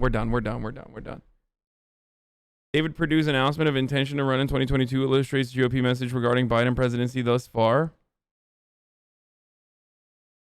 Bonnie and I are considering running in 2022. Here's my note on why. First, Georgia is not a blue state, and yet, as I write this today, the people of Georgia are represented by two of the most radically liberal individuals. Second, we need to regain the Republican majority in the U.S. Senate and change the direction of the country. This is the same reason I ran in the first place. Shut up, loser. You fucking loser bitch. Over the next few weeks, Bonnie and I will be diligently considering our options. Yeah, okay, they're just saying that, like... Yeah, all right, they're running on... Biden will govern as a moderate, but in less than a month, we can clearly see how he's given into the radical side of the Democratic Party, killing the Keystone Pipeline, destroying our energy independence, will have devastating consequences amongst the most vulnerable among us. You know, the thing about renewable energy is that it makes us very energy dependent. Famously, only fucking oil is the way to remain energy independent. Like, don't ever focus on like improving the efficiency or battery power of renewables. None of that. And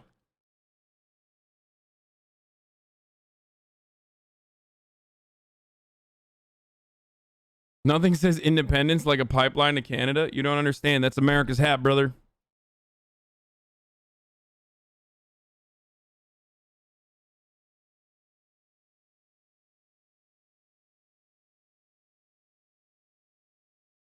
But the issue is that coal and natural gas generators froze over because of the dumb fucking conservatives decided not to winterize them after being advised when we had Ice-Mageddon in 2011. By the way, KOTH takes place in the city. Oh, King of the Hill takes place. Oh, you live in Arlen? I lived in for the past 4 years, Richardson, Texas.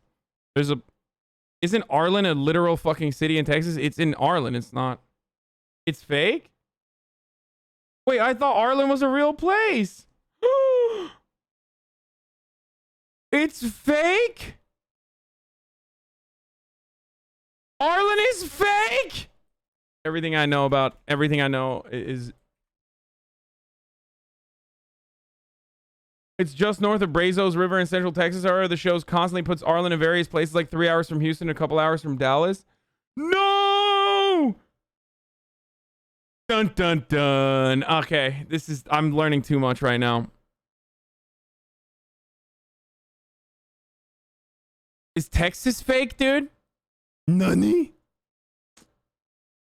The mostly privatized, deregulated Texas energy grid and state-run ERCOT ESO have created a completely avoidable energy crisis in Texas, with literally millions left without power in single-digit weather, while empty offices burn energy in the big city downtown. Oh, by the way, we were going to get to the wind power comparison here because, like, everyone who is saying that, like, fucking wind turbines are the reason behind the Texas blackout, it's bullshit. Wind was overproducing estimates yesterday.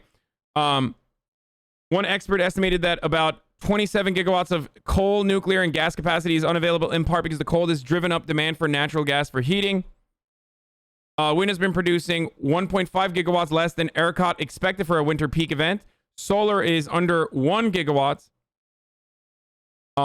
more than expected, and nuclear running at 100%. Meanwhile, 30 gigawatts of fossil fuel plants, mostly natural gas, went down. So, of course, the narrative is frozen wind turbines.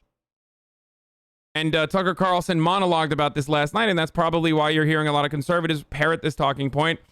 15 years ago, there were virtually no wind farms in Texas. Last year, roughly a quarter of all electricity generated in the state came from wind. Local politicians were pleased by this. They bragged about it like there was something virtuous about destroying the landscape and degrading the power grid.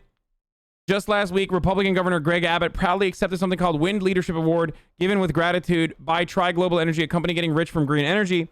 So it was all working great until the day it got cold outside. The windmills failed like the silly fashion accessories they are, and people in Texas died.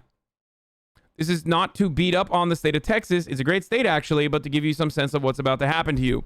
Tucker Carlson said that, people died because windmills froze up.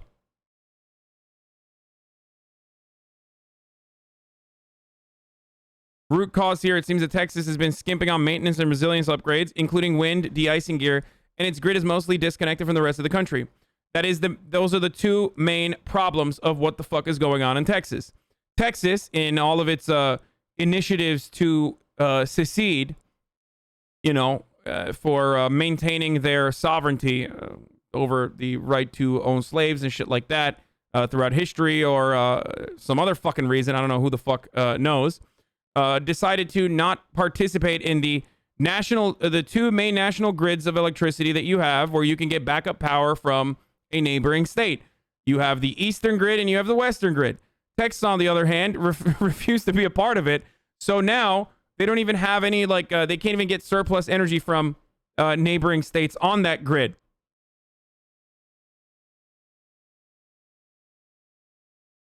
Here it is. The Western Interconnection, the Quebec Interconnection, the Eastern Interconnection, and then you have the Texas one on its own, right in the middle.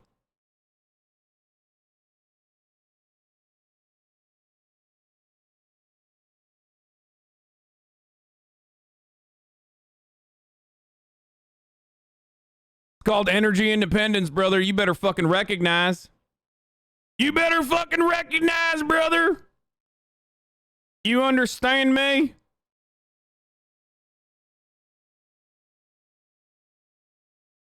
What do you think we're going to be a part of the Western or Eastern interconnection when we could technically be a part of both?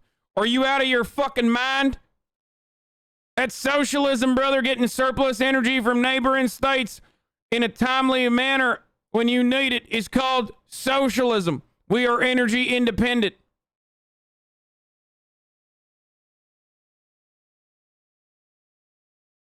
Imagine getting energy from the pussy-ass Western interconnection. Some of that energy is coming from dams, brother. We don't fuck around with that. Water? What's next? You know what I do with water? I take a shower in that. I don't use that to power nothing. Pure coal, baby.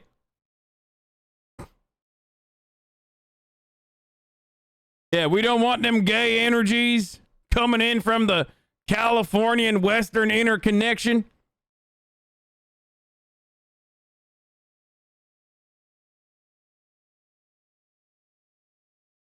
Here in the state of Texas, we refuse the bi-coastal interconnection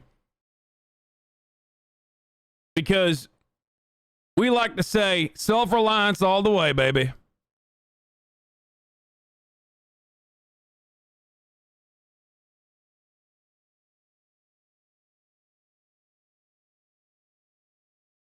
Hasan, I live in a country with hundreds of wind turbines. Everyone has cancer now, and we've been reading by candlelight all winter. Stop lying to your audience. Why'd people sad? Yeah, exactly. Many of you know that wind turbines are devastating for the bird population. They cause cancer, and also on top of that, anytime the temperature goes below 32 degrees Fahrenheit or 0 degrees Celsius or centigrade, if you're one of them pussies who knows how to fucking speak foreign languages like European English. Everybody knows when that happens, all of a sudden every wind turbine stops turning. It's on purpose, brother. You're trying to say you don't shower in cold? What the fuck?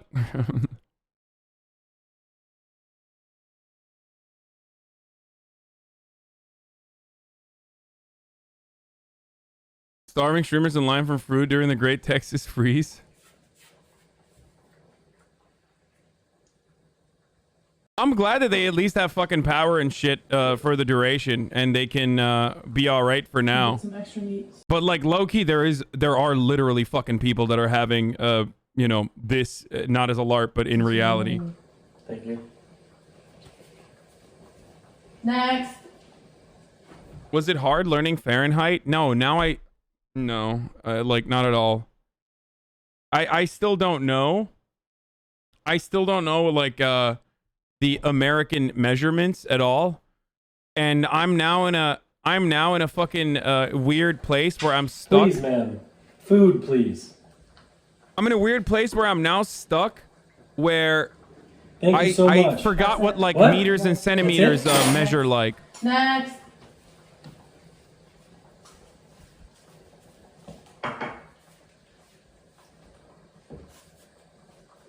So much.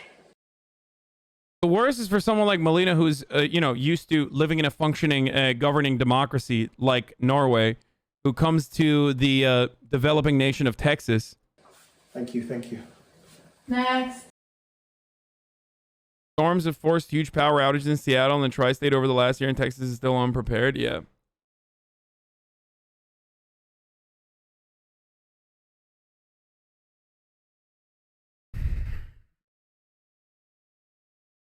Ow.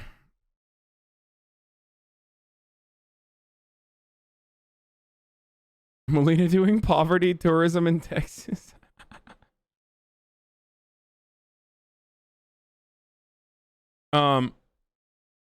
SodaStream just ended due to power. This video is kind of fucked, not gonna lie. I mean, it's not like they're fucking doing all right. Like, they don't have power either half the time. So when they do, they're just memeing and making content out of it.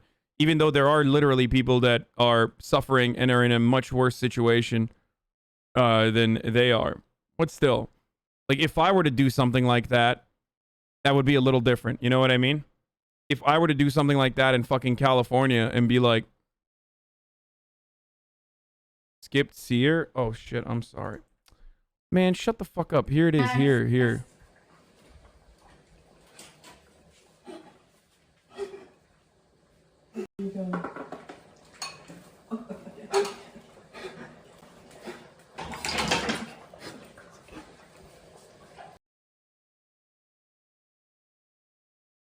If you did that, HasanAbi's over party would be trending on Twitter. Texas gets one storm and loses his mind. Meanwhile, Wyoming, we get 500 inches a year. Texans are a bunch of pussies. Don't do that, dude. Like, that shit is so fucking stupid. It's literally because they're not prepared, okay? That's it. That is the entire reason for why they are experiencing this. It's because they are not fucking prepared. They were not prepared for the extreme weather conditions that are now commonplace as a consequence of climate change. A lot of people in positions of power, specifically in places like Texas, that make a lot of money off of denying climate change, refuse to admit climate change is a reality, and therefore don't take the appropriate measures. Okay, our infrastructure is in a state of disarray, and it's not the people's fault. Even if they don't fucking personally believe in climate change, it's still not their fault. It's the fault of the local governments that did not take the necessary measures. I mean, PG&E in the state of California is responsible for so much property damage caused by wildfires that they have to pay out nearly every fucking year during wildfires. And they have to pay out billions of dollars in fines because it's still cheaper than actually fixing the fucking power lines, okay, and cleaning up the tree lines near the fucking power lines. But they won't do it because that's too expensive. So they'd rather, you know, allow entire areas to get destroyed as a consequence of wildfires that then turn around and pay out some fines, you know, and continue on with their horrible way of doing business.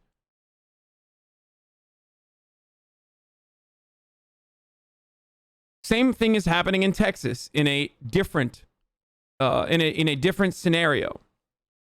Saw you found doing it in an old BuzzFeed vid. When are you going to bring the hat back? I don't even know where that hat is. It's gone. Shut up. Never talk about that.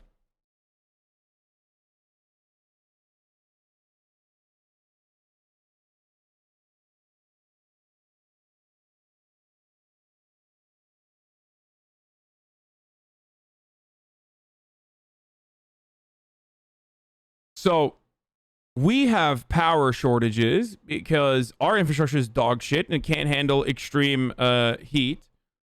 Texas has power shortages now because they can't handle the extreme ice and wind. Well, it was just extreme for Texas. It's not fucking extreme in comparison to fucking Wyoming, but absolutely zero people give a fuck about Wyoming. So I don't know why you would ever flex.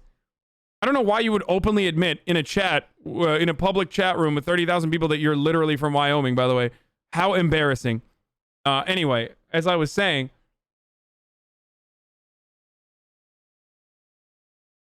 I live in Puerto Rico. We went for a year without electricity because fucking Hurricane Maria. LMAO, what are these privileged kids talking about? Yeah, no, it happens. It is way more devastating for areas that have been starved by the American mainland. Puerto Rico is a great example of this.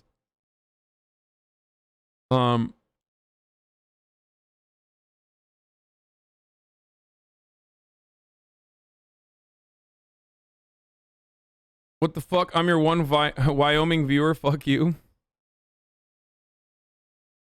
So,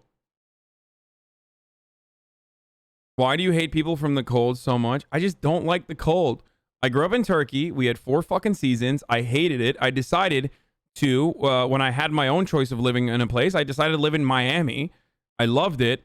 My parents made me, you know, transfer to New Jersey because my grades weren't great. I fucking hated it. Immediately when I had the option to do so, I got the fuck out of New Jersey, and now I live in California for the past however many years. So, you know, I just, it is very clear. I have made it known. You know what my personal preference is. Okay? My hair does not fare well in a blizzard. That is it. I am Umbrella Man.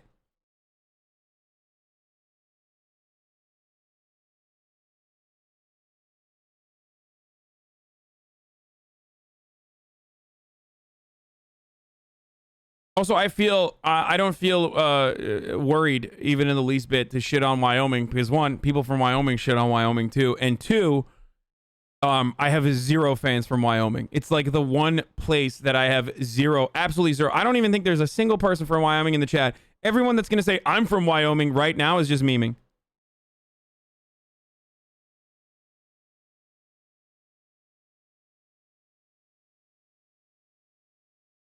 You assume everyone knows everything about you? Wait, no. I mean, most of this is public knowledge, though, and I talk about it quite frequently.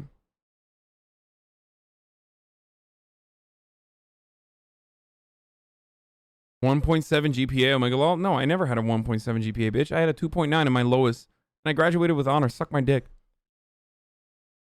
Ugh.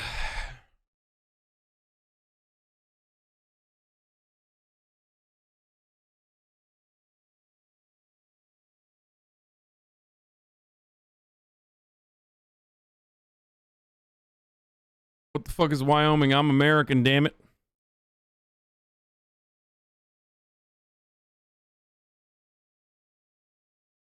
The problem is that this power outage isn't just bad for the cold. People can't get food. Restaurants and grocery stores can't open. It breaks down the supply chain. So no, it's not just cold. It's people going hungry, cold, and out of work. Exactly. And people are going to die as a consequence of this. They're either going to die from carbon monoxide poisoning because they think they can sit in their garage with their car open, with their car running, and not realize that you will die that way. And I think that has happened already. People are going to die from the cold because they're going to fucking freeze to death. They're going to die from maybe even starvation if it gets to that point because everything is shut down completely. So it is very serious. Yeah, someone has died already. Woman, child died from carbon monoxide poisoning while trying to stay warm in Texas freeze. There it is. They found 2 adults and 2... Shit. They found 2 adults and 2 children affected by carbon monoxide poisoning. The adult female and female child did not survive. The adult male and male child were transported. The initial indications that a car was running in the attached garage to create heat as the power is out. Exactly. See?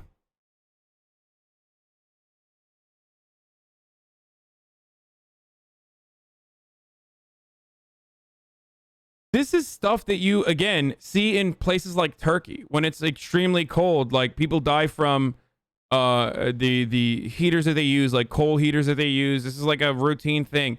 Sometimes the top of that, like the vents get stuck and people die overnight. Like, it's a really common occurrence.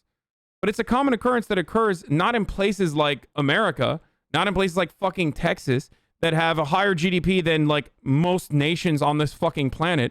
It happens in places like Turkey. It happens in places that are developing, that are you know, growing and industrializing a little bit later than the rest of the fucking Western nations. Okay?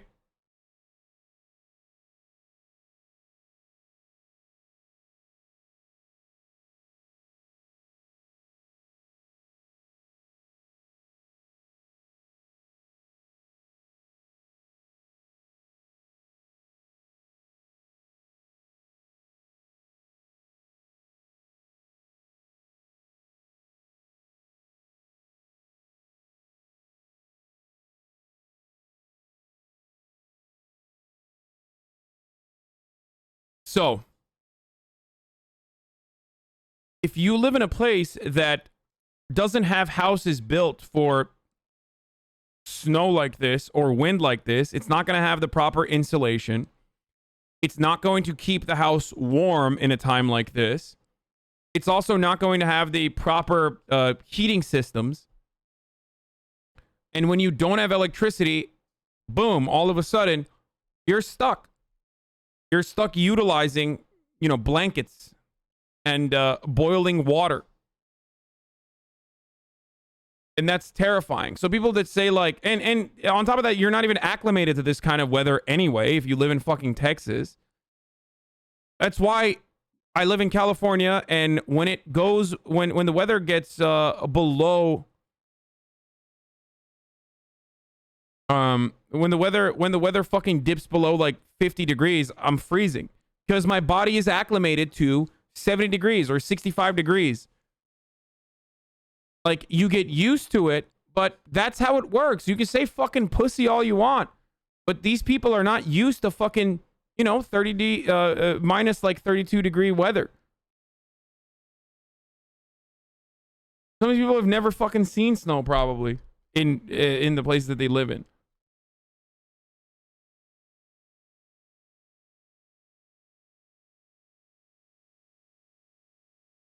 People shitting on Texas building codes are like shitting on areas that never experienced earthquakes, but now due to fracking. Exactly. Shit on the people in positions of power that deny the reality, but don't shit on the fucking citizens that are experiencing these hard times as a consequence of those dipshits who literally, one, refuse to recognize the reality of climate change and what kind of impact it has on extreme weather conditions becoming commonplace. And two, literally make money as a consequence of shitting on the reality of climate change because they are in some way materially tied to the gas giants and the oil giants, the fossil fuel industry. Even if they themselves voted these dipshits into power, it doesn't fucking matter. What do you think they had an option to vote for fucking socialist Green New Deal guy? No. You're being ridiculous. Texas is a gigantic fucking state. And listen, like, liberals have been doing this a lot. Like, I mean, Giabucci Lastrasi, a.k.a. Friend of the show, Jabuki, said liberals be like 1,000 people die in Texas could die. Doesn't Ted Cruz live there?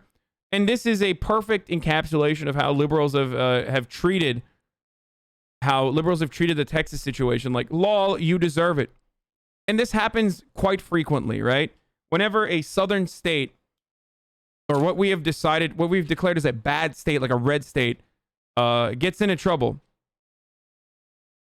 like, liberals will chime in and be like, they deserve it. They voted for Republicans. It's like, no, these motherfuckers didn't vote for the Republicans. And even if they did vote for the Republicans, they don't deserve to experience hardship like this.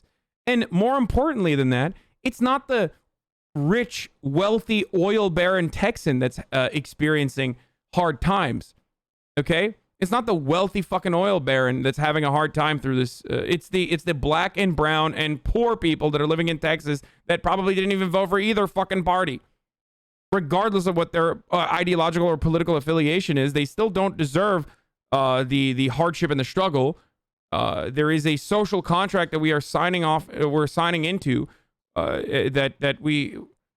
When we coexist among one another, okay, in our societal development, in this American civilization, and when the social experiment can't even fucking provide basic amenities that other countries can easily provide with far less natural resources and with far less wealth in general, like, making fun of the people that are experiencing that is really stupid. All the streamers that lived off DoorDash getting reality check, though. I mean, it doesn't matter. Like, yeah, streamers are going to be fine no matter what. Most of the streamers that are my friends, they're in a shitty situation, but ultimately they're going to be fine. I'm talking about everyone living in fucking Texas. There are millions of people living in Texas that are hundreds of thousands of people living in Texas that are food insecure, that are living in poor communities, that are the first to lose their internet and their life-saving heat and electricity. Okay?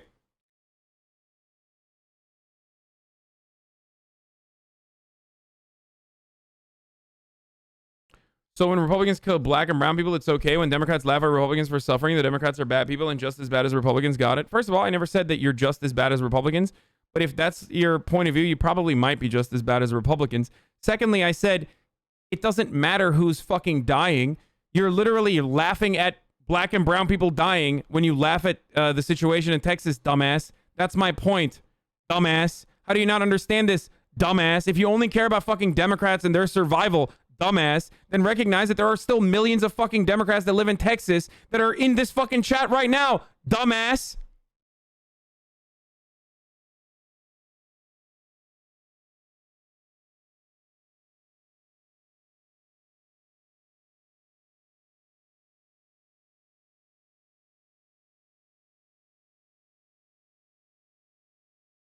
Conservatives I know here in Texas are basically advocating for electric price gouging right now because they want to make sure that they get power while poor and old people go cold. My 87-year-old granddad was without power and alone on his birthday. It angers me so much. That's fucking terrible, dude.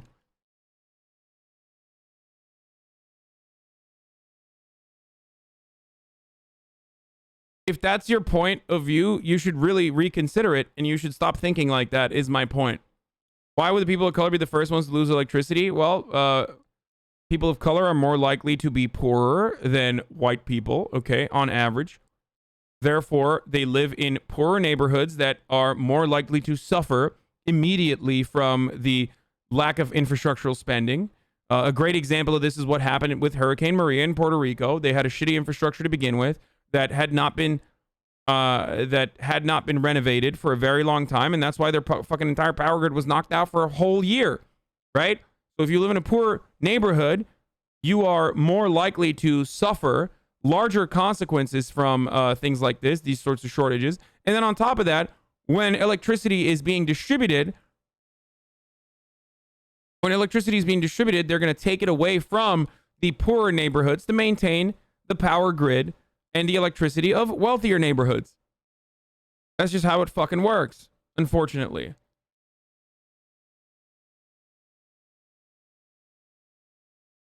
I live in Texas and just got power back after 2 days. They're cutting water for more power, and my family just ran out of firewood. On top of it all, the wealthy neighborhoods haven't lost power at all.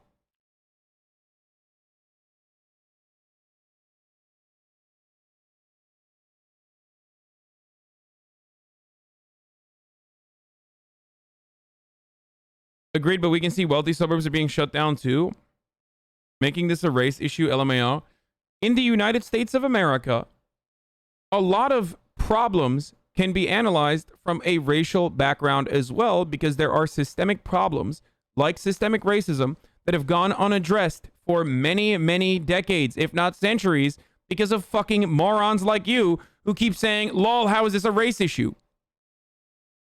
I still predominantly focus on it from a class basis, and that's why I always factor in poverty, okay?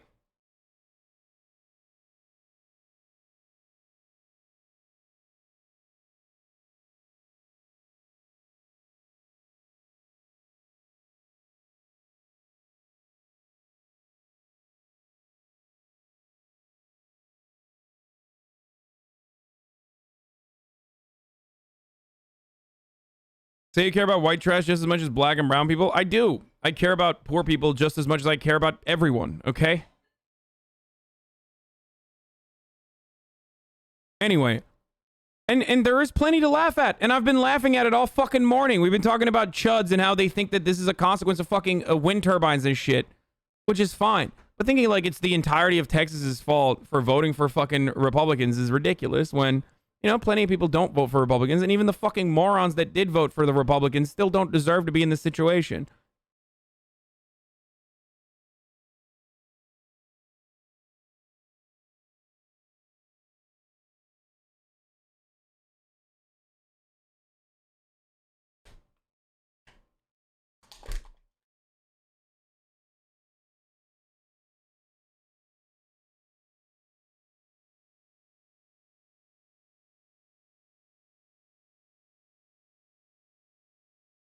That's not true, in my opinion. Actually, white trash people are racist, so they deserve to freeze to death. And if you don't agree with me, it's a pretty bad look, you class reductionist. Yeah.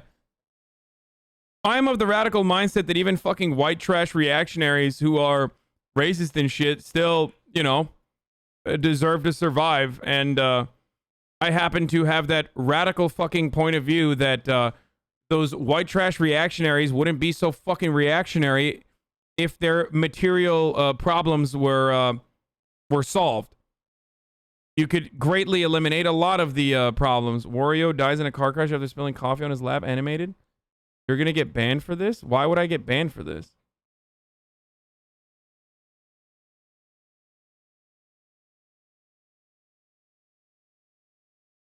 Guys, that person whose comment I read is joking about what liberals say.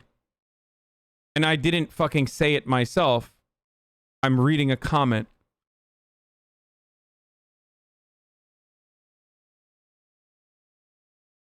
Anyway.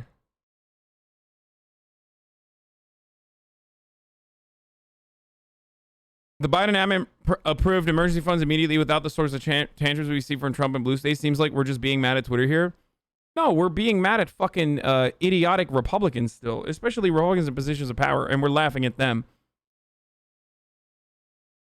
How does everyone relate everything to politics? Because everything you experience is a consequence of politics. The fact that fucking Texas is experiencing outages like this, and the distribution of power is, or the distribution of outages is heavily heavily experienced by neighborhoods that aren't as wealthy as others, is literally fucking politics. Everything is politics. There's nothing in this world that is devoid of politics.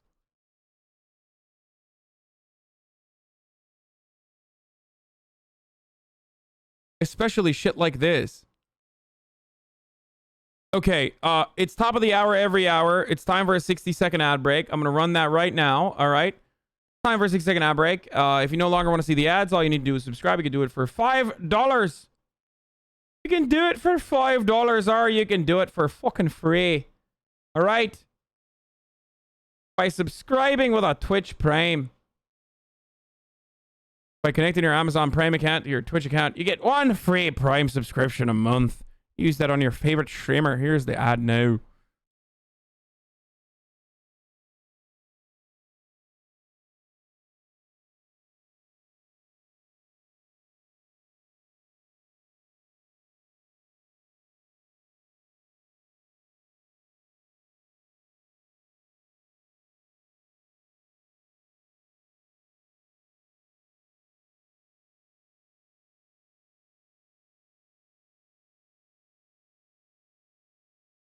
Anyway,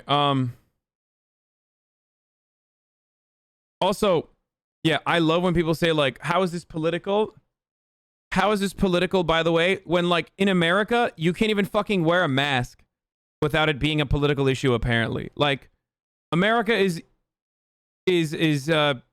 uniquely bad with turning everything into a culture war issue. Okay? Even shit that's not supposed to be inherently political, I guess.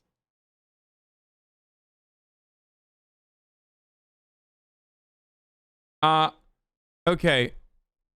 You should show the map of outages from Encore for Dallas and then look at Highland Park. Austin power grid is literally segregated. You're right to say.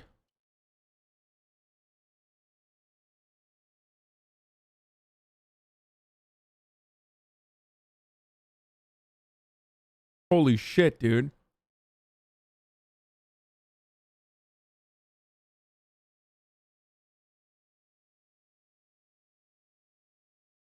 I saw photos of this, by the way.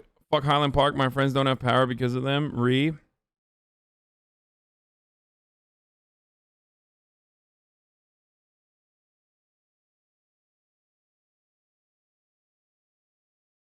As socialists, we must always remember that the conditions of the world are dictated by the powerful, not the powerless. Our task is to change the class structure so that those who have no power in the system have all of it. The worst part is, like, some of these places are literally fucking businesses. But I think that's probably because these are businesses and they're near hospitals, right? And that's part of the reason, I assume.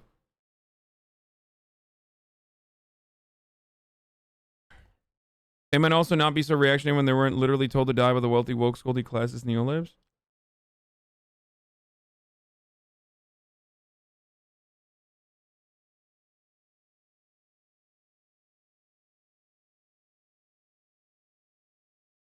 I don't think they can divide power on a per building basis. Yeah, no, it's you're probably in the grid that happens to be on the hospital.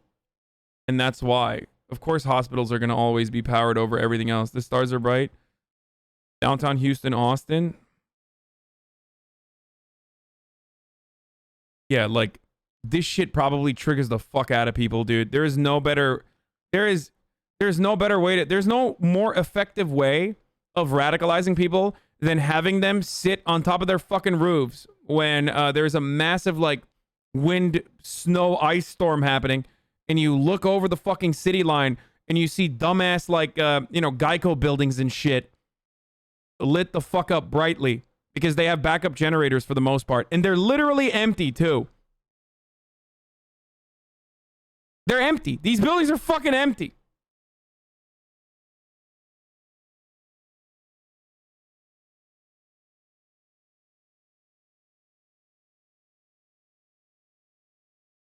My power's off for 30 hours. Just came back. Fuck ERCOT. Fuck Greg Abbott. He can suck my frozen cock. God save us.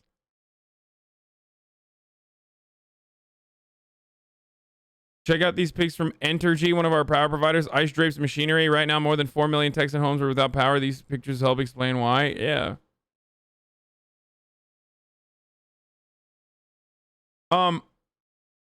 It's not even the backup generators. They just never lost power in the first place. For context, East Austin is a low-income area where many black and brown people reside and has been historically segregated by the I-35.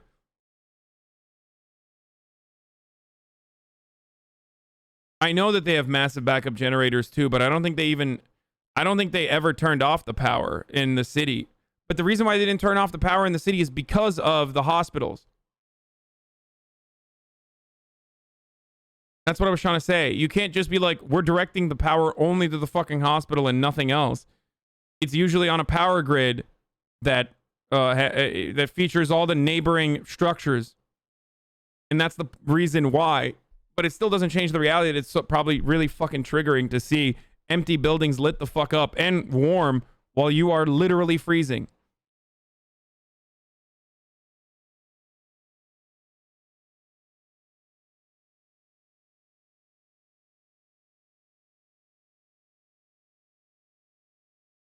Here's a demographic map showing the I-35 segregation line.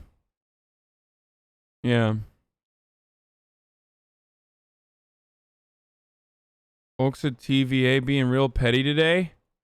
The Tennessee Valley Authority. Our hydro generation fleet helps meet peak power demands like this morning's frigid temperatures. Here's a look at the Unit 4 spinning shaft at the Cherokee Dam. Oh my God. This morning's peak power demand was approximately 28,141 megawatts at a system average temperature of 14. The highest winter peak in 3 years. 45% of the power is coming from carbon-free sources. This evening peak power demand could be similar. I mean, they're literally flexing. And they kind of deserve to be honest.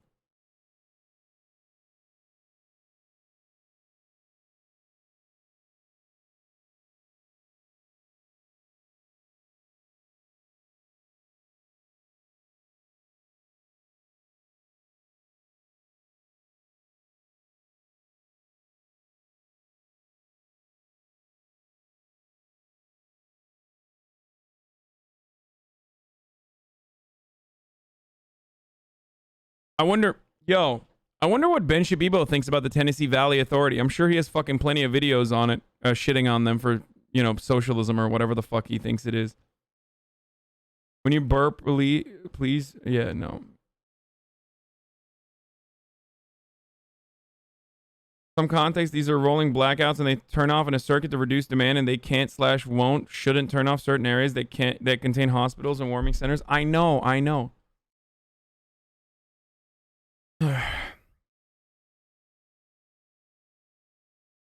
But can't the individual buildings turn off power to conserve? They probably don't want to because they have servers and shit running at all times. Those buildings have a bunch of shit in them that the business would never want to switch over to their own generator for.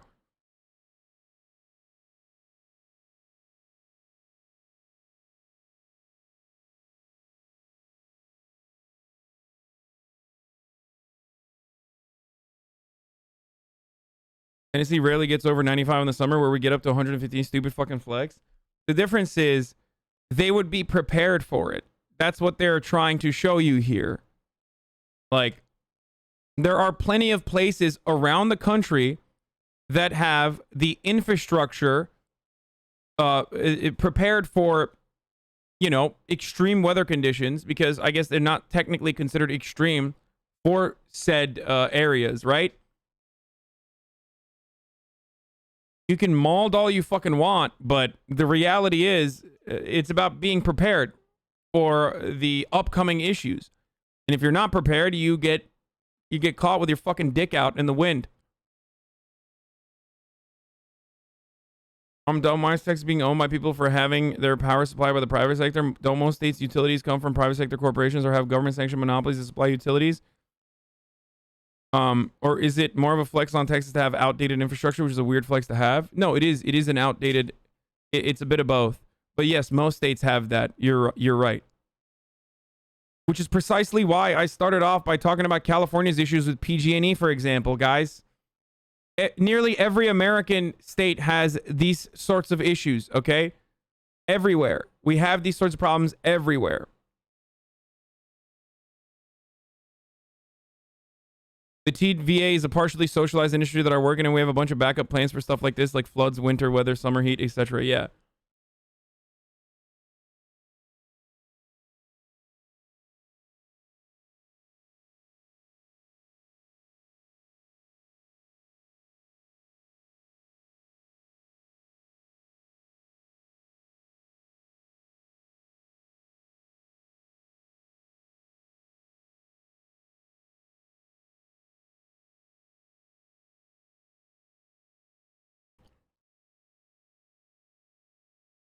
Privatization in a lot of instances means that utility providers will basically own a monopoly, okay? They sit on a fat fucking contract from the government what the government should be doing is outsource to private corporations that functionally have a monopoly in an entire region to provide them the utilities. They get money from taxpayers to upgrade their infrastructure, money that they don't actually use to upgrade their fucking infrastructure. And then they turn around and spend some of that money on the upcoming lawsuits because it's much cheaper for them to not upgrade the infrastructure, allow wildfires to occur or gas leaks to occur and explosions to occur, and then pay off the victims in a court case, rather than actually take the money and utilize it appropriately. Okay? It happens everywhere.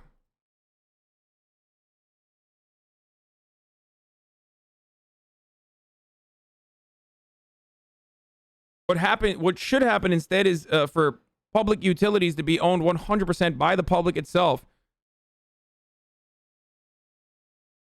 From the people that live in that region, to have a say in the matter by, you know, electing people to those to managerial positions, to have it be fully unionized, to have a fully unionized workforce that also has a say in what happens.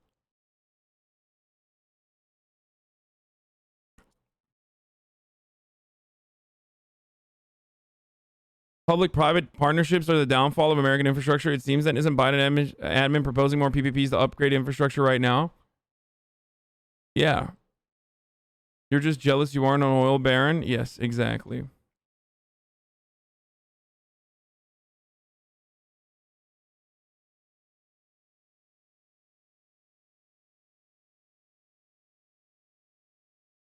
That's the type of world libertarians want?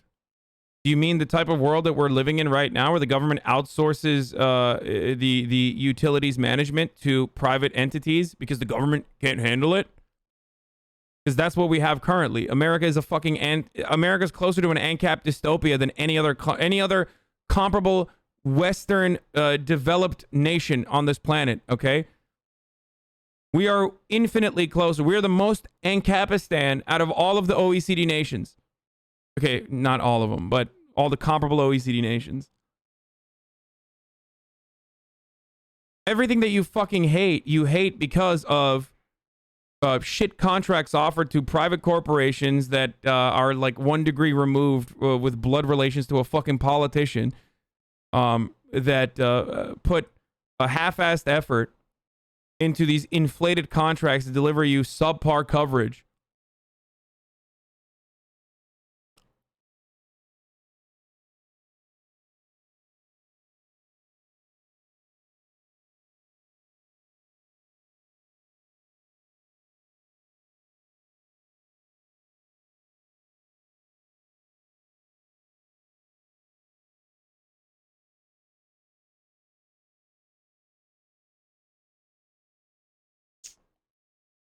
I live in the capital of Chile and our water system is privatized. I know. It's fucking great. Every year it rains and the water supply is cut off. Private companies never are held responsible. Started watching you when you played Rust and completely agree with your viewpoints. Didn't realize you were just actually just another socialist elite. Good one. Dumbass.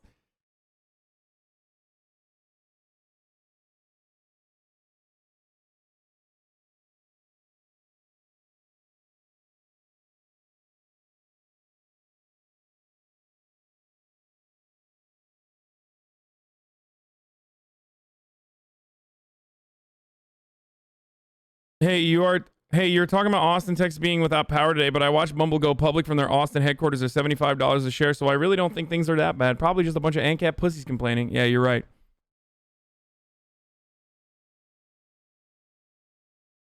Had a libertarian show me this. What's a good response? Capitalism versus corporatism. An individual has an idea. An individual has an idea. That individual forms a company and makes a product from that idea. Okay.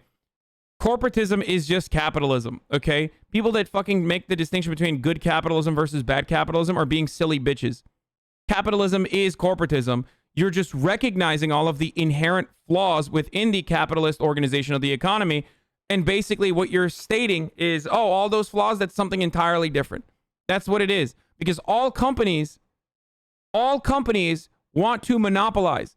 It is the best way that you can improve your profit margin. If you understand that companies are profit driven, then you also understand that, of course, they want to fucking become a monopoly. That's why the most successful companies in America are near monopolies, or at least functioning in an oligopolistic structure where they engage in price leadership, not price fixing, but price leadership instead, which is legal and totally cool and very different than price fixing, which is not legal and not cool.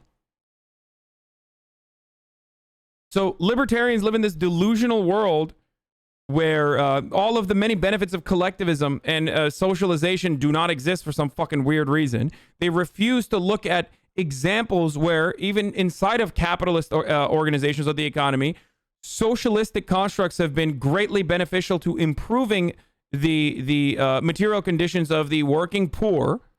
Okay? And then they say, no, you don't understand. It's just true capitalism hasn't been fucking tried.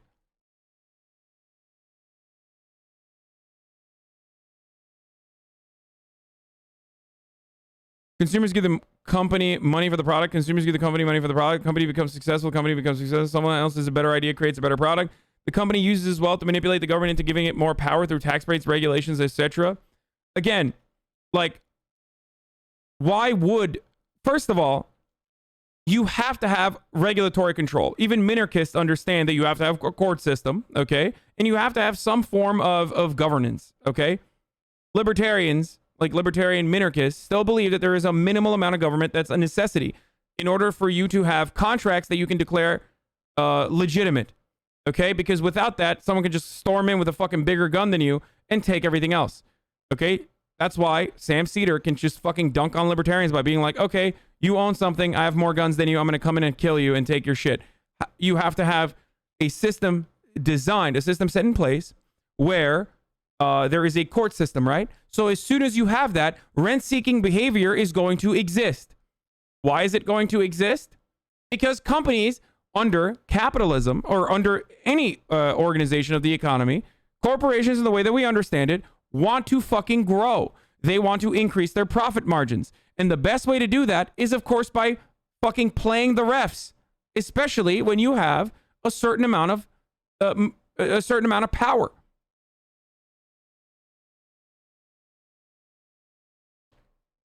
if there isn't rent-seeking behavior in every single deregulated industry, you still see companies turning into monopolies or oligopolies, either by vertical or horizontal integration. Okay, you either buy out every part of the process in the fucking in your logistics, in your supply chain, or you buy out competitors and downsize and maximize your efficiency by destroying the competition. Every company will do this. It doesn't matter. There is no way to compete, especially when there are industries with natural barriers of entry. Public utilities are a perfect example of this. So libertarians have no fucking answer to this, okay? What do you do? How do you exist when so many industries rely on public research, publicly funded research like the internet, okay? That doesn't rely on short-term profit motives and requires a tremendous amount of spending and failure until you arrive at a life-changing, game-changing technological achievement like the internet, okay? That rely on roads and infrastructure and power and utilities, things that are a product of, again, collectivism and a product of socialization.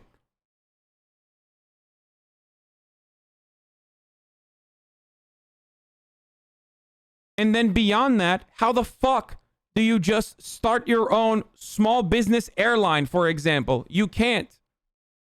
Even if, let's say, in this magical universe, we somehow built roads, somehow corporations built their own roads, okay?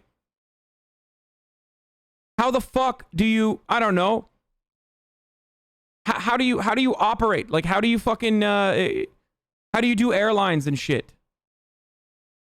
How do you create public utilities? Or not even public utilities, but like utilities in general. You can't.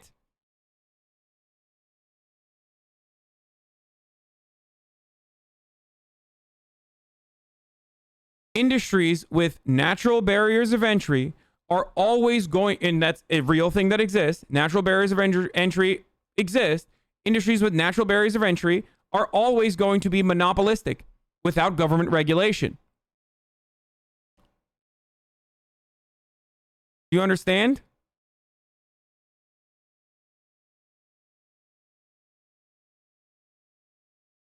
So this notion that, like, you know, you can just build your own competing airline LUL is fucking idiotic. Yes, it's called a natural monopoly.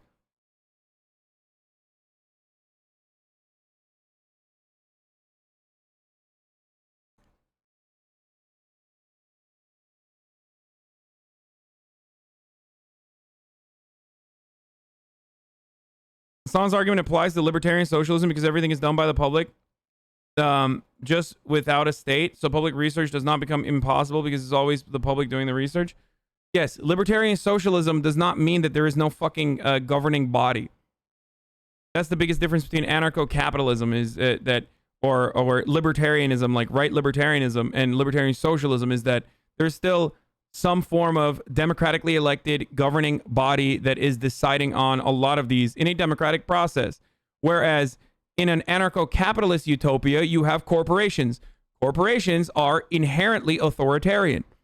If you don't believe me, tell your boss that you're not coming to work today, or if you go to work today, tell your boss that you're going to work on something else. I've decided tomorrow that I'm no longer going to be doing accounting. I've decided that I am going to be focusing on marketing tomorrow. See how well that works out for you. You can't fucking do that in a corporation. You can't decide what to do with the profits because you are engaging in what is known as wage labor. Okay? Your corporation tells you what to fucking do because it is an inherently authoritarian construct. That's how corporations exist under democracies, as basically a small fascist ecosystem, or a small, not fascist, but small authoritarian ecosystem. Libertarian socialism, on the other hand, has democracy baked into the corporations at the smallest units. Lib right and lib left are both made up internet bullshit? No, no, dude, what?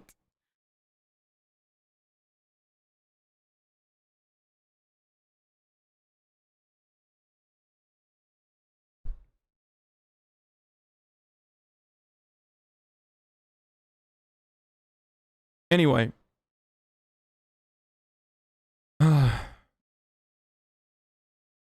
I don't know how you can live through 4 years of Trump and then argue that the solution, we would elect the guy who runs the power grid. Wait, what? I hate this notion that, like, democracy within smaller fucking forms that have a direct impact on your life are going to be subject to the same kind of idiotic no choice two parties problems that you engage in when it comes to electing the president. And also, on top of that, like, what's your argument then? Doing fucking fascism or something? Like, what is your take? Just, yeah, let's just, dumb people elected Donald Trump, so let's just have fucking monarchies instead going forward. Good take.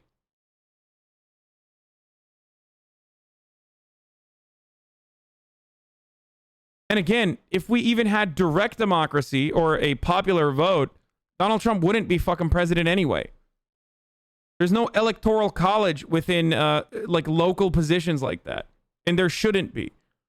Pointing to inefficiencies that are anti-democratic to say that democracy fails is really an idiotic take.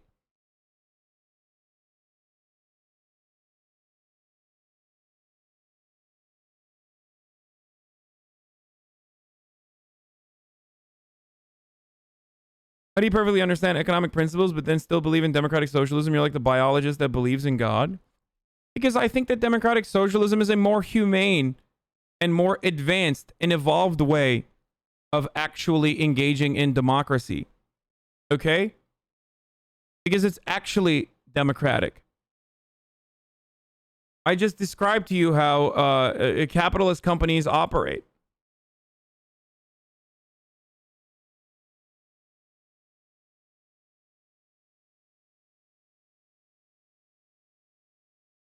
Also, plenty of fucking biologists believe in God. I don't understand what you're talking about. Like, believing in fucking God does not mean that you also think that, like, it's Adam and Eve, not Adam and Steve, dog. I'm pretty sure. Not that I personally do, but...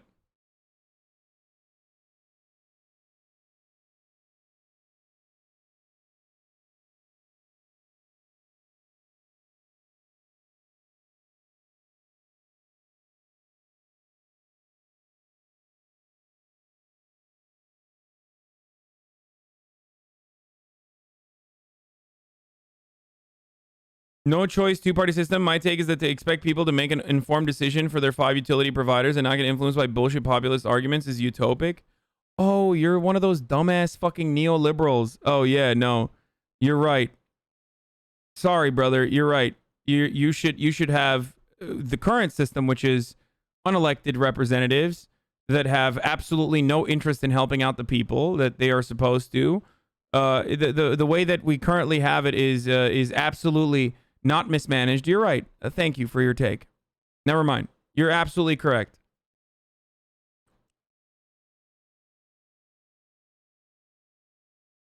Yeah, what if socialists decide to democratically do racism, therefore owned? You know, everybody in the U.S. does actually have insurance. It's called GoFundMe. It's used more than any other insurance. It's like a popularity contest. You lose, you die. I like it. Anyway, let's get back to the igloo. Shit. Give me that thing. He's right.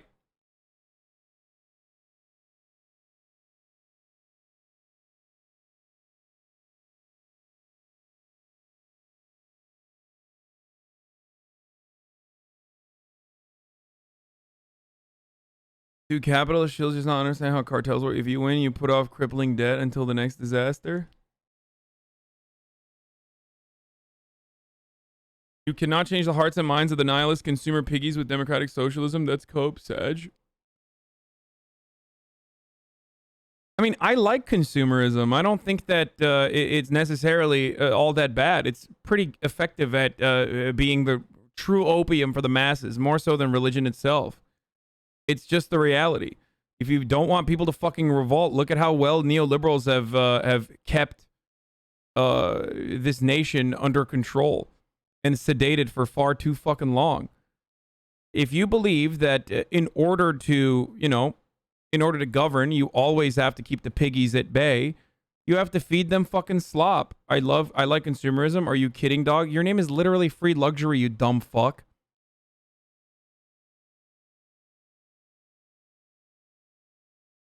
If you don't give people coffee beans when they desperately need fucking coffee, then they're gonna fucking revolt.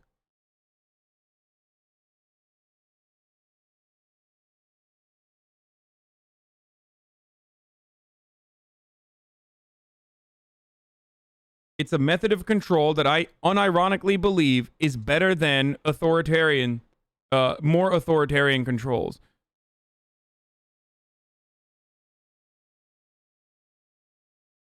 You sound like an Applebee Andy? No, I'm a fucking realist Andy who understands that Applebee's is better than... Guys, if you are thinking about control and distribution of information, for example, you have two different models.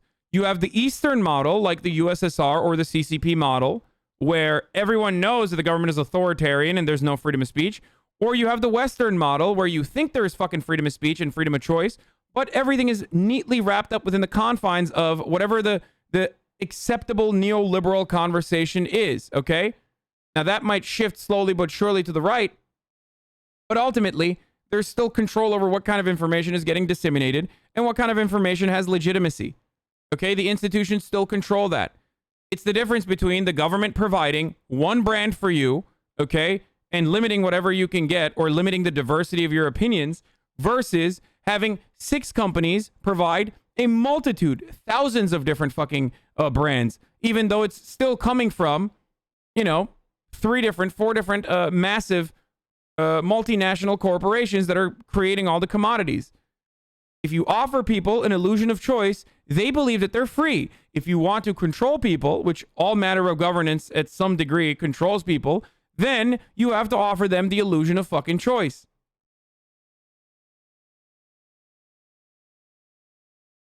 I think that's a better, more effective method of control than literally forcing people at gunpoint or with the threat of going to a re-education camp or with the threat of all these other things.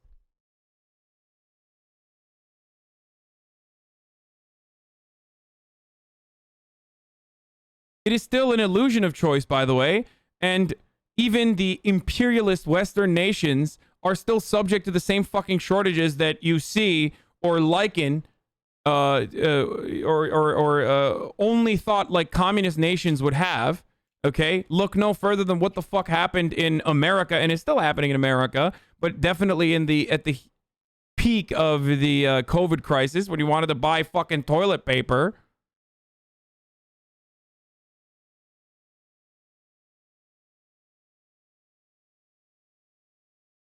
Hasan admits being part of the capitalist illusion of media choice. Brother, do you see me on CNN? Do I fucking have, like, institutional legitimacy? I'm a dumb himbo who even gets banned from the fucking Twitch platform multiple times. Lol, you used to? Really? TYT? Because of TYT? That's institutional legitimacy? Are you out of your fucking mind? I'm literally a fucking Twitch streamer. I'm about to play video games. I'm about to do live action role play for like the next 10 hours. I have no institutional legitimacy. I have no control. I only have my ideas and advocacy that I engage in that you can make the... it might be a while till the cleric returns, my man. House got completely fucked by the Texas freeze. Oh, no. That sucks, man. I'm sorry to hear that, Garrick. I hope you're doing all right.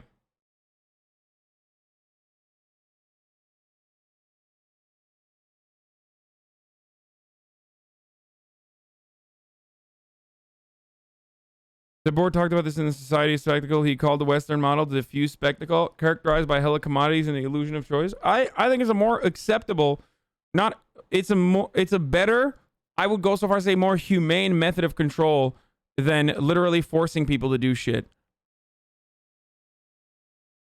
Weren't you not convinced in anarchism? I think you've been here for long enough to recognize that no, I am not a like full-blown anarchist. I've said this before. If you want to be morally righteous, you can be an anarchist. If you want to be more pragmatic, you are a Marxist-Leninist. And if you want to be a wishy-washy bullshitter like myself who believes in marginal improvement in the material conditions for the working class, you just are me, and you are a dem sock, I guess.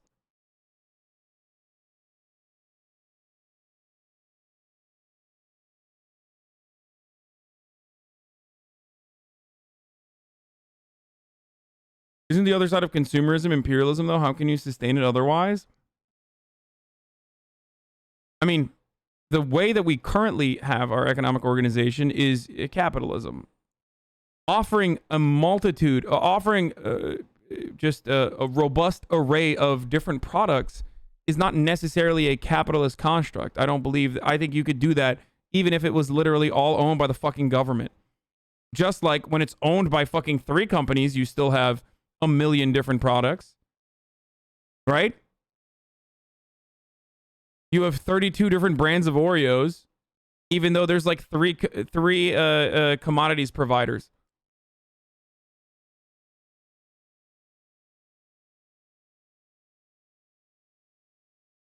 Yeah, someone also in the chat pointed out the government can, the government can print different fucking stickers as well, my friend.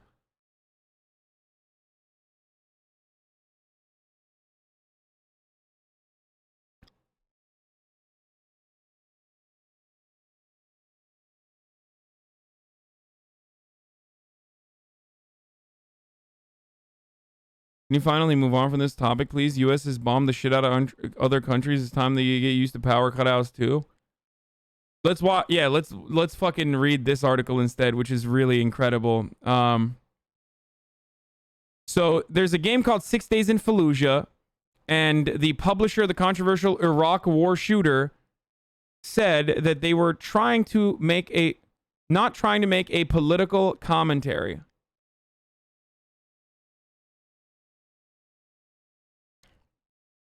Those looking for a critical perspective on the Iraq War should steer clear of the 6 Days in Fallujah. The controversial first-person shooter seeks to portray one of the bloodiest battles in American history, one that cost the lives of United States and allied forces as well as thousands of Iraqi citizens in 2004. Originally announced in 2009, the game was dropped by publisher Konami due to the objections of the families of service members killed during the Iraq War. In the 12 years since, public opinion has demonstrably shifted against that war. I assume they're trying to say that there are no female characters, no black characters. I guess that's what they're talking about, right? That's why they mean like it's not political. I think reasonable. That makes the job of Peter Tamte, the head of 6 Days in Fallujah publisher Victura, perhaps harder today than it was more than a decade ago. In an interview with Polygon on Thursday after the game was announced for a second time, he was insistent that the developer Highwire Games will not grapple with the political machinations that led to the titular conflict. Instead, the first-person shooter will try to engender empathy for American troops in the field, for their work destroying the insurgents that dug in through Fallujah, and for the civilians trapped in between. Oh, wow. I think responsible people can disagree with that, he told Polygon of his narrative strategy. For us, as a team, it is really about helping players understand the complexity of urban combat. About the experience of that individual that is now there because of political decisions.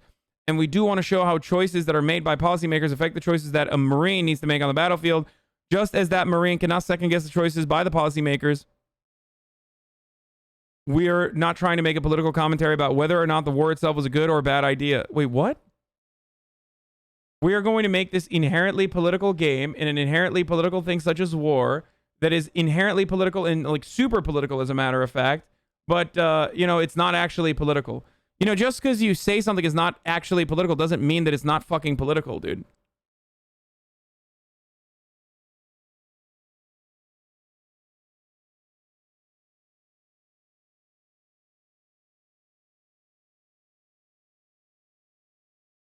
A terrorist named Abu Musab al-Zarqawi drew fighters to the city from around the country and beyond. The violence he inspired directly caused thousands of civilian casualties, but also resulted in the deaths of a team of private military contractors from Blackwater, USA.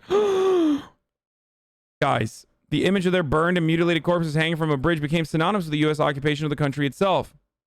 In 2004, Western forces tried to retake the good guys, The Blackwater good guys. The game is being made by CIA, no cap. Yeah, I mean, I couldn't possibly guess why 6 Days in Fallujah is being revived at a time when the U.S. Army recruitment is an all-time low. This reboot from the same people that worked with the FBI and CIA on training systems is basing its game on excusing U.S. war crimes. At the start of 2005, Destineer was developing training simulators for the FBI and CIA titled Judgmental Shooting Simulator, concurrently developing narrative-driven games. Using those simulators as a basis for mass market appeal, the studio wanted to translate Fallujah's grueling combat in the same way. Oh, that makes sense. So what's in it for the CIA? Well, Tomte says Destineer will create training systems for far more effective than our government has been getting in the past, while at the same time getting our unique subject matter expertise from the government customers that we use to make our commercial video games more authentic. So what, is this like literally fucking training CIA and FBI operatives to like not care about the people that they're murdering? Like, is that what their games are?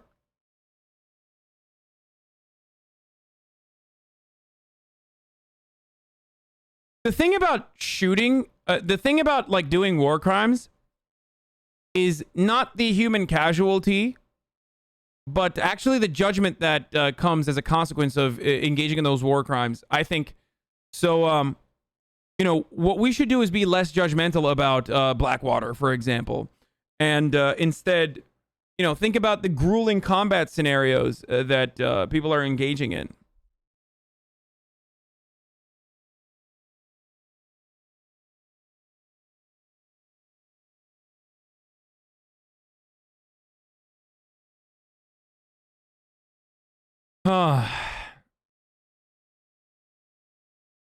What is this?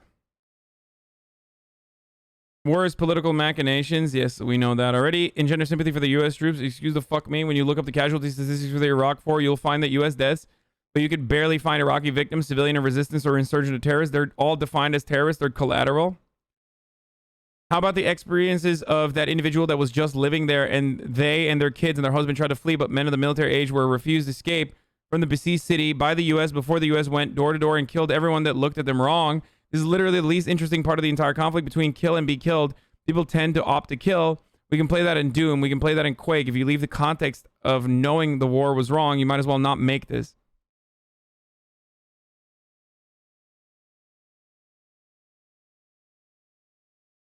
With all due respect to Charlie Hall's phenomenal reporting, the Iraq War and its devastating effects are not in rear view mirror by a long shot. The notion that wars are over as soon as they're no longer in the news in the U.S. is how U.S. ends up in this mess over and over again.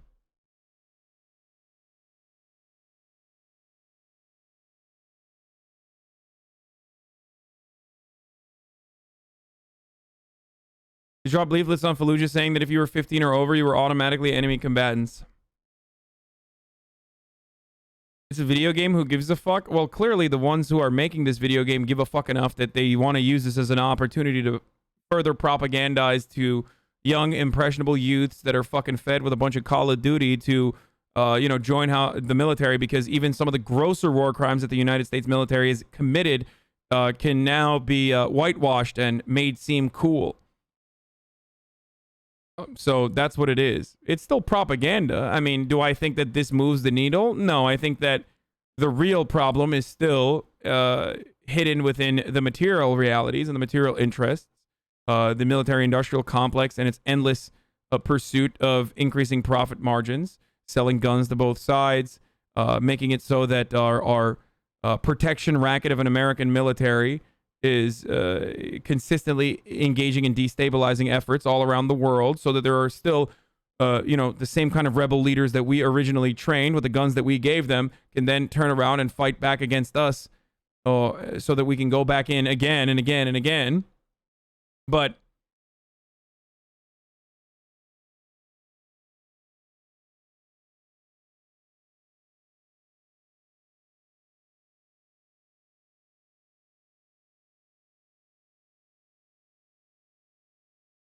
remember when the Highway of Death was changed to a Russian war crime in Call of Duty Modern Warfare? Yeah, it was great. It's great. That's a real American war crime committed by George H.W. Bush. That Call of Duty Modern Warfare literally fucking said that Russia did in their game.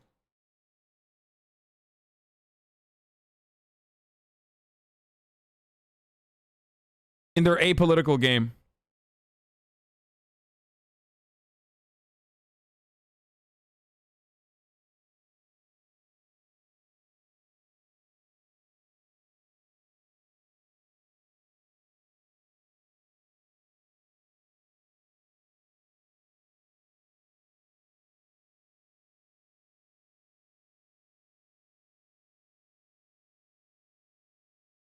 If this kind of propaganda wasn't effective or considered to be effective by those in positions of power, they wouldn't turn around and make fucking U.S. military ads similar to, you know, Call of Duty video game trailers.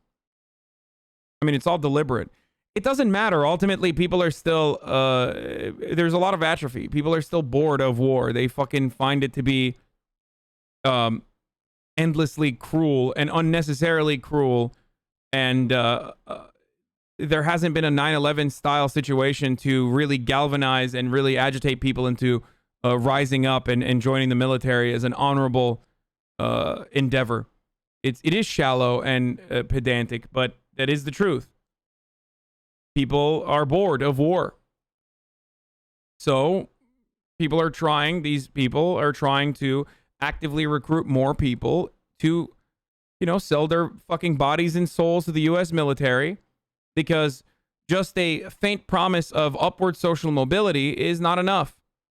The poverty draft that we currently have is not enough to keep the American military engine running.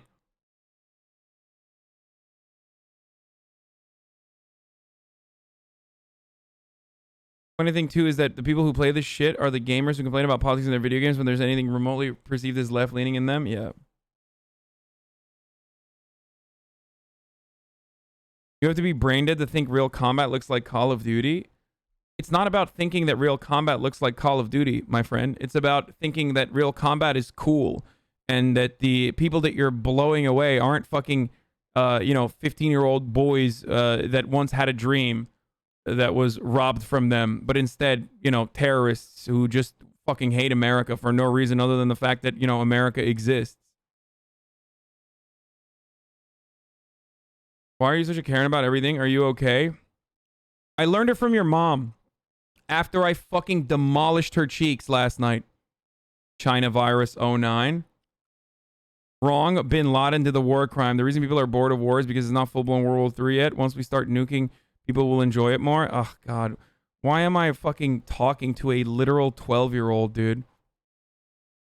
Yeah, here. I'll speak in terms that you understand. It's because I blew your fucking mom's back out last night, and I learned how to be a Karen from her. Also, you're fucking grounded, bitch.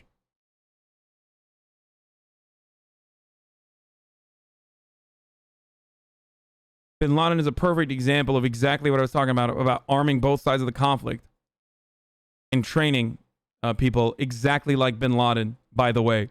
You dumb fuck. I wish you learned a little bit more about history.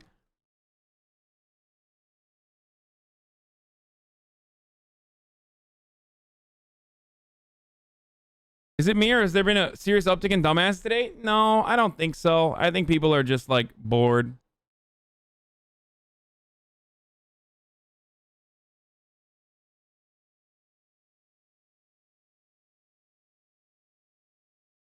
Bold of you to discuss war issues. By the way, has your supported candidate withdrawn troops from many of the areas where the U.S. murders?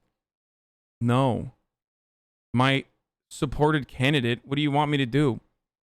Like, people talk as though, like, I can fucking go and bomb forward operating bases or something in the Karangal Valley.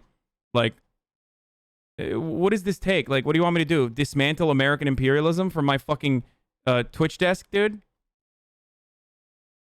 Like, what a fucking stupid take. Oh, your candidate did not fucking... your candidate did not scale back on the American war machine. Oh, shit, dude. Never mind. I forgot to make a phone call. That's why. I'm Henry Kissinger.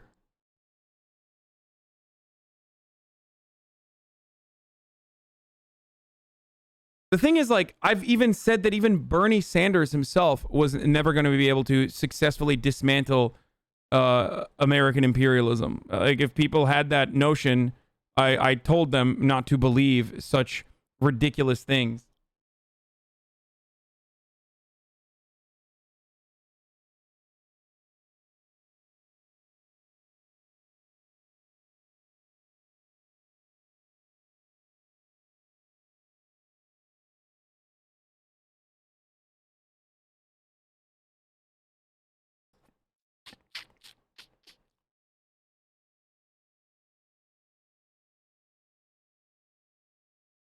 I have often heard that Bernie is a massive imperialist. Can you elaborate on that? Every American politician, for the most part, if not every single one, or the overwhelming majority of American politicians are technically war criminals because they are operating within an unjust system. They are operating and working for the American empire. That's just how it is.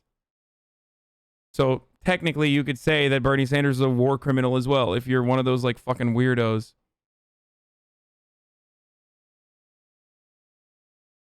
But then that kind of diminishes the severity of the term war criminal. That takes away from the power of calling someone a fucking war criminal. Because if you call everyone a war criminal, then no one is a fucking war criminal. You know what I mean?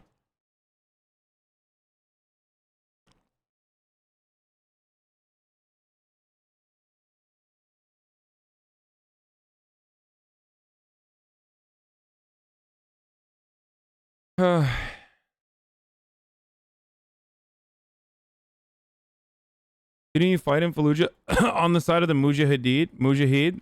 Really, dude? That's what we're reducing this to now. As a Muslim, I want to destroy the Jews and install Sharia communism to the world. Huh. Interesting. Yeah, you must be a real Muslim in the chat. Fucking weirdo.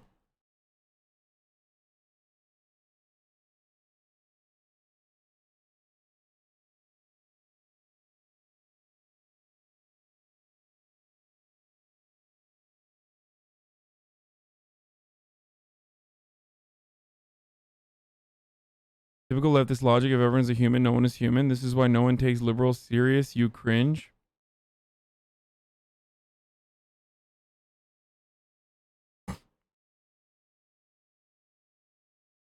Trailer for the game is worse than I thought.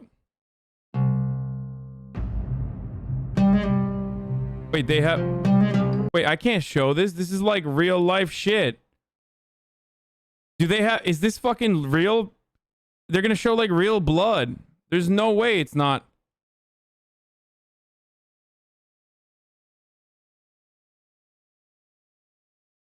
I hope the level of this game is like Spec Ops The Line or higher. Well, if...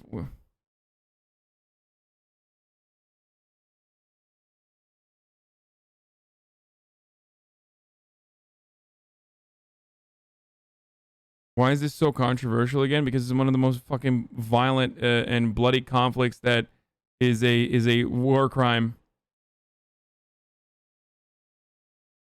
Video game blood only? Yeah, Spec Ops The Line is anti-war, I thought. Yeah, they're showing real footage, dude. I don't want to fuck with this.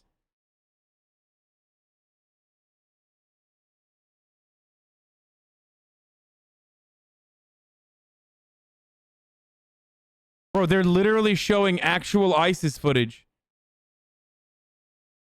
This is like one step removed from showing fucking beheadings. Who the fuck thought this was an appropriate thing to show? Are you insane? They actually have like... Oh, and then the rest of it is like a video game footage, I think. Okay, here, I'll skip the ISIS part of it, okay? These have been captured. I won't show you the ISIS and the real stuff. Saddam had been captured. The Iraqi army scattered.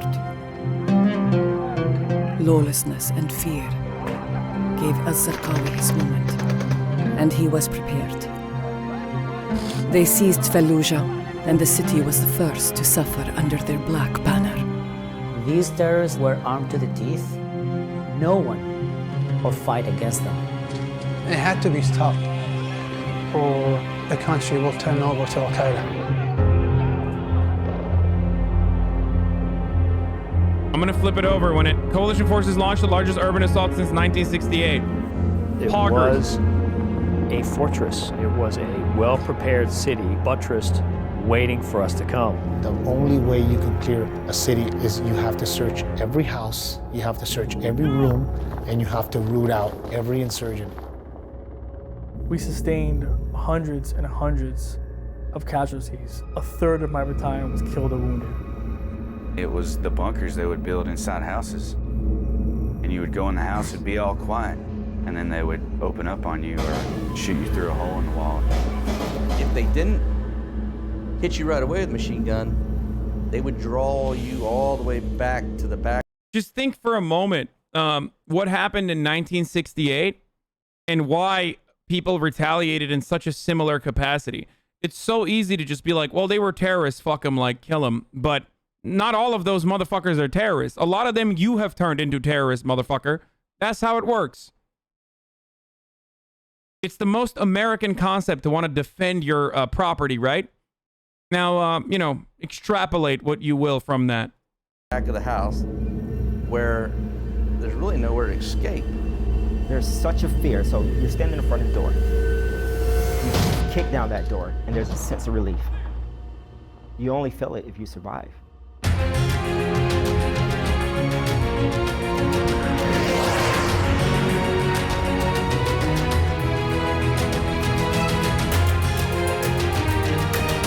The only reason why fucking nerds are excited about this is because they think it triggers the fucking left or liberals or some shit. The graphics literally look like a PS2 cutscene, brother. Like, the graphics have remained in the first year that this was actually going to come out. The fact that anyone would ever say this is going to be good is literally just delusional and horny for war crimes and like playing fucking War Crime Simulator exclusively because it owns the libs.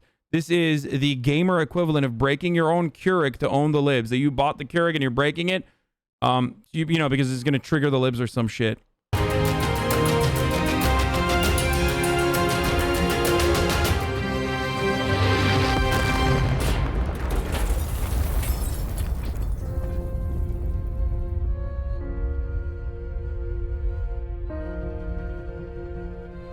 We can tell you our stories.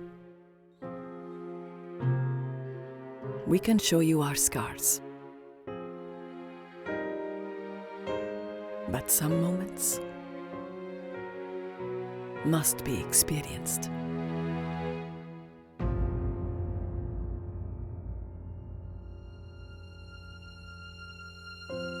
I think we've done a really good... This is honestly fucking disgusting. I was a Fallujah veteran and we were not the fucking good guys here, and I can't believe they're making a fucking game of it. Well, I think part of the reason why they didn't want this game to originally come out 5 years after the fucking situation occurred is literally for that reason. A lot of the fucking... a lot of the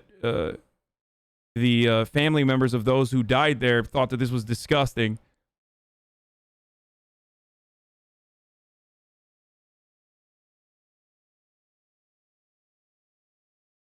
Good job of appreciating service members. I think we've done a very poor job of telling the actual story of what happened. A moment of truth. American propaganda.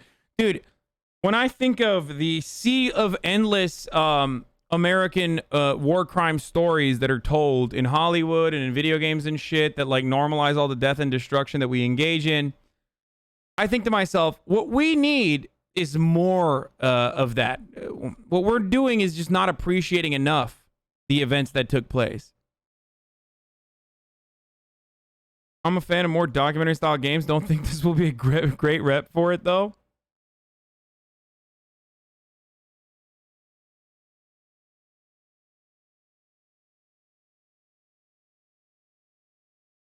They're probably going to make it seem like the Iraqis. I assume that look, every single victim is actually a fan of American imperialism. That's what they're gonna fucking make it seem like. Okay, like that's why there is like a Middle Eastern accent, like an indiscernible Middle Eastern accent there that's saying like, you know, this is our stories. When my entire city was bombed and reduced to rubble because American government lied and said there is yellow cake and the weapons of mass destruction. I was there to greet them as liberators after they killed my cousin for the crime of being over the age of 15 inside of a city that he could not escape. In his own home, mind you. But they were the liberators. I was so happy to see them.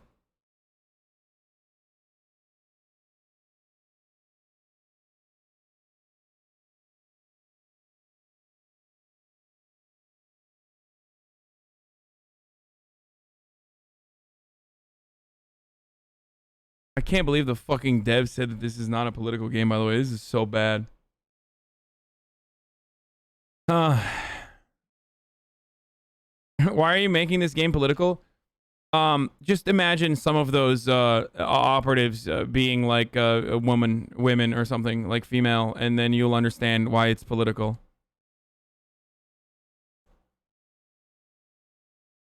Okay? You know, some of them were black. Just now try to imagine that some of them are women.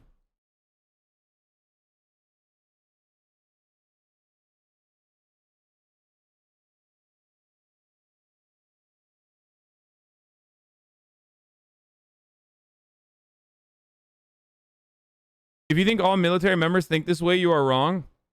Hey, dumbass.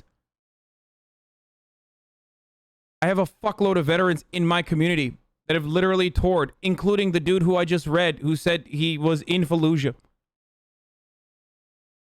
The difference is, some people understand that the actions that they engaged in was wrong and not the best, or that they were duped.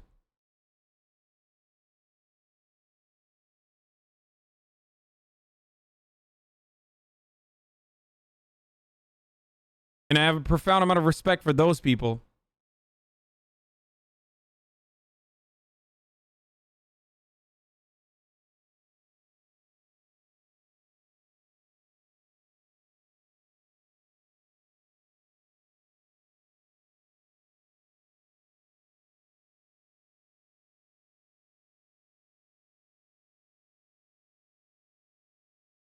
These guys will say having a lesbian in a game equals propaganda, but they will blow their load over War Crime Simulator 2021. Yeah, I can't think of a fucking more political game than this, by the way. Like, I can't think of a more political game than literally having a dramatic and inaccurate portrayal or retelling of American imperialism, specifically from a time... like specifically from an event that actually took place that had so much human casualty. I mean, I'll still play it. Don't get me wrong. I'll probably still play it.